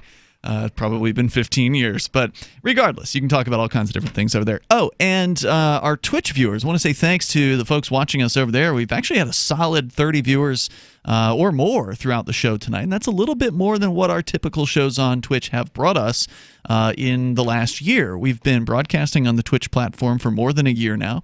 We've got over 700 followers there, which by no means on Twitch is a lot. But for us, it's nice to have. So thank you to everybody who's following us there. And we'd like to ask you to leave the window open. Yeah. Yeah, as long as your computer's on, leave the Twitch window open with Free Talk Live there. We're trying to get to this milestone where Twitch will give us the opportunity to become sort of what they call a Twitch partner. Maybe. They might. So basically, I've done a little more research on this, Mark, and so in order to become a Twitch partner, you have to pass certain levels of, you have to have a certain number of hours of streaming. We do that. That's no problem. Easily. You have to have a certain number of days of streaming. We do that per month, right? We've done that for since the first month. But we haven't gotten to the 75 viewer average count yet. So like over a whole month to have at least 75 viewers generally on your stream pretty much at any given broadcast time. And right now we're almost to half of that. So thank you to everybody who's participating in this. What I discovered, though, is that it's not going to be as easy, as just leaving the stream open, because they probably have some sort of system to detect whether or not you're like moving your mouse or you're actually at your computer. So what you can do is still leave that stream window open, and at least that way, when you're on your computer, we'll be right there, and it'll be top of mind. It won't be something you'll have to think about, oh, I should go listen to Free Talk Live now, because we'll just be sitting right there on your computer. So I think by asking people to do that, we're still going to get more viewers. It's just going to be a bit of a slower process, because even if you leave it open and you go to work, you're probably not going to be counted as a viewer during that time frame. But regardless, by encouraging people to go and do this over at twitch.lrn.fm or twitch.freetalklive.com, by encouraging people to go and load that up on their browser in a tab and it's going to encourage more people to watch more often. I think that will help us get to that partner level quicker. But apparently, just if they want to arbitrarily label you as a partner, they can. So who knows? Once you get to that level, then they still have to make a decision. So they're going to look at things like, are people participating in the chat room? They're going to look at other factors. So it won't just I wonder if Cantwell will come back to haunt you. The fact that we've had him on? Yeah. No, I don't think so. Yeah. That was what actually got Arya her Twitch partner status, was the fact that she had Cantwell on. It couldn't have been anything else. She was given Twitch partner status without having had the number of broadcast days per month, without having the number of hours of broadcast. Maybe they just went through and gave it to all the trans girls, though. Could be. I think what happened. I think what happened was Silicon Valley politics being what they are. Most of these organizations are probably left wing. So I think what happened was a left wing moderator at Twitch saw that broadcast, because it was number 2 on the talk shows category, and it probably got reported by some people as well. So I'm guessing a moderator was watching that broadcast and was probably amused as hell by the fact that, this tranny was taking on Chris Cantwell, this Nazi. So it was she-male versus Nazi. And they just said, yeah, Twitch partner. Here you go. So anyway, we're working on it. Thank you for those of you who've supported us there. You can go to twitch.lrn.fm. Does tranny mean transsexual now? Because back in the day, tranny meant transvestite. I asked her about this. It used to mean transmission. Well, yeah, yeah. I actually asked her about that specifically. Like, how are we marketing this? How do you refer to yourself, right? And she says she thinks of herself as a transsexual. Right. Yeah, so she is a transsexual, not a... And usually you would refer to transvestites usually as he. Okay. Although maybe not when they're in drag because you're playing the game. They're with in a them. role, right? But if you just, I mean, they don't identify as female, and they don't, they just identify as men who like to wear women's clothing. We do have a question here in the Twitch chat room, actually, from DRW602 saying you have to send in a formal application to become affiliate, or rather a partner on Twitch, and says further, I think she got affiliate, not partner. No, I saw it. She sent me a screenshot where it said Twitch partner.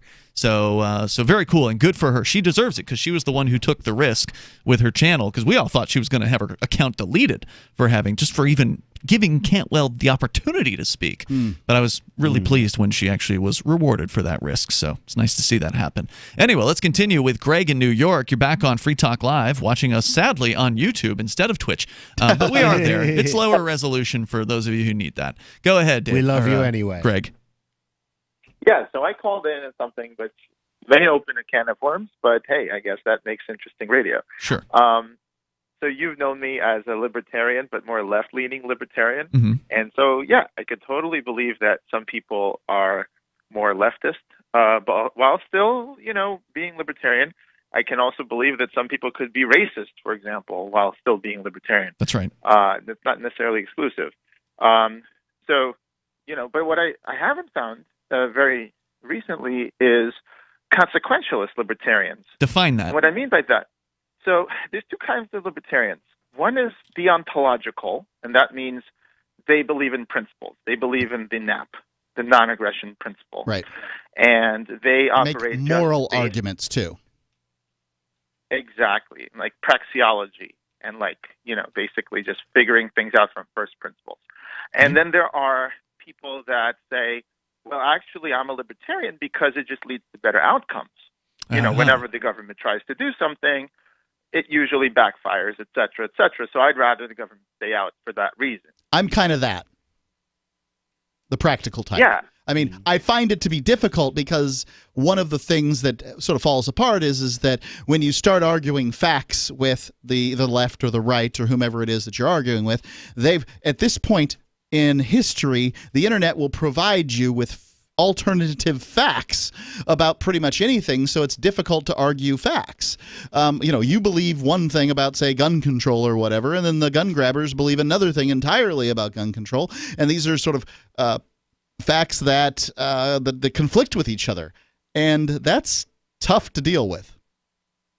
Well, I'm sad that the last great consequentialist libertarian I know is Milton Friedman. Milton Friedman, yeah. And I think his student Thomas Sowell may be a utilitarian, I don't know. But, there's no one else. Like Robert Murphy, I know, they're all basically principle-based. And I really don't know anyone who argues like Milton Friedman used to argue, which I really like. Yeah. Aren't you kind of a consequential libertarian, Mark? Me, but I mean, I'm not on a level of Friedman. You got a radio show. Sake. Yes, but I am not Milton. Yeah. I am not Uncle Milty. Yeah, I consider myself mostly consequentialist. I mean, I've adopted the NAP as a good idea for a personal code, but I don't believe that the NAP is carved in stone anywhere. The non-aggression. So, so to make arguments based on the non-aggression principle, they're all kind of circular because they all depend on how you personally define the non-aggression principle. And plus it breaks down. The non-aggression principle breaks down on some issues, and we've identified some of those here, like the person who's gone insane, for instance, your loved one who's clearly a danger to themselves and others, and they need to be stopped.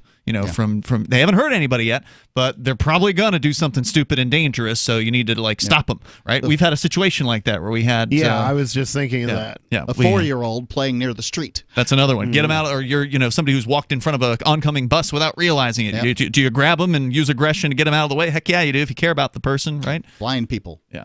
So it's a decent principle, but it's not perfect. Yeah, there is no panacea. Also, go ahead. And also, I see that there's this buildup of third-party externality. So I just want to define that for listeners. It's basically when two parties voluntarily decide on a mutual thing. It's I'll pay you this. Sure, I'll give you that. Okay, great. But there's a third party, let's say, that you pollute or you dump garbage on their lawn, and now this third party is basically affected by your voluntary agreement. So how do you solve that? And that's why many, even libertarians, say that you do need at least a government to solve that problem of imposing costs that would otherwise you just screw the other guy, you know? I would definitely say there has to be a mediation system. I don't think that it has to be governmental, in that I don't think it has to claim, for example, a geographical monopoly. There just has to be a way to incentivize people to show up to mediation through whatever means, and we don't have time to talk about it tonight. Greg, thanks for the call tonight. I appreciate the beginnings of what could be an interesting discussion, and thank you for that. If you didn't get on tonight, well, that's all right. We're back tomorrow. And you can join us every single night because we're here live 7 nights a week. You can join us between 7 and 10 Eastern Time on freetalklive.com. And, of course, don't forget the Twitch channel over at twitch.lrn.fm. Make sure you get signed up and open us up on one of your browser tabs there so that way we're there and easy to find. We're coming up tomorrow. See you then. Pain in my... On Free Talk Live, we're bringing people to the ideas of liberty every day. From wrestling superstars like Glenn Jacobs. You guys really are having an impact, I believe. Like I said, a lot of where I am now is due to listening to Free Talk Live. You changed my mind on some very important issues years ago. To random people tuning in on the radio. I was kind of stuck in the left-right paradigm. I heard your show by chance on a Saturday night.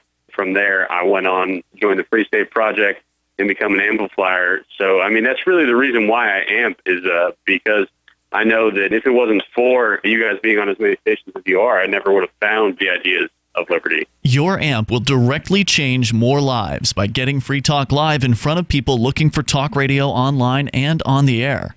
When you amp Free Talk Live, you get perks like access to the AMP-only Facebook group and AMP podcast. Visit amp.freetalklive.com. What do you shop for that you could otherwise buy at Amazon? Pretty much everything, right? Amazon has competitive pricing and they deliver, and that's a big plus. If you could plan ahead in your shopping, would you be interested in saving up to 33%?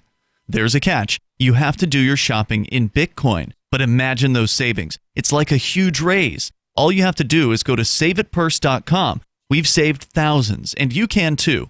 Plan ahead and save. Saveitpurse.com. There are lots of ways to listen to Free Talk Live. Our podcast has been around since podcasts began, and now the FTL feed is loaded with content besides our full show archives. Did you know that we make it easy for you to customize your podcast subscriptions? We have different feeds, one that includes only our full shows, one with just the Daily Digest, and one with just the Edgington Post. You decide what you listen to. It's quick and easy to customize your feeds at feeds.freetalklive.com. That's feeds.freetalklive.com. This is the Liberty Radio Network, broadcasting the latest liberty-oriented audio content 24 hours a day at LRN.FM. This is the Liberty Beat, your daily source for liberty news and activist updates. Produced in partnership with SNLS News and listeners like you. Online at libertybeat.news and snls.news. I'm Mick Murrow with the Liberty Beat for Thursday, March 14th, 2019. Gold opened the day at $1,298. Silver opened at $15.22. And Bitcoin is trading around $3,850. Today's prices are brought to you by InnoScale. Take off with Managed Cloud. Looking for a safe, secure way to store your important files online? Let InnoScale handle it for you. Their high-availability cloud servers are the perfect solution for clients needing one or more secure, scalable servers with built-in hardware failover protection. For details, see them online, innoscale.net. In the news, in a close vote of 54 to 46, the United States Senate on Wednesday passed a joint resolution calling for the end of U.S. military involvement in the Yemen war, noting that no such involvement was ever authorized by Congress. Debate on the resolution, as in the past,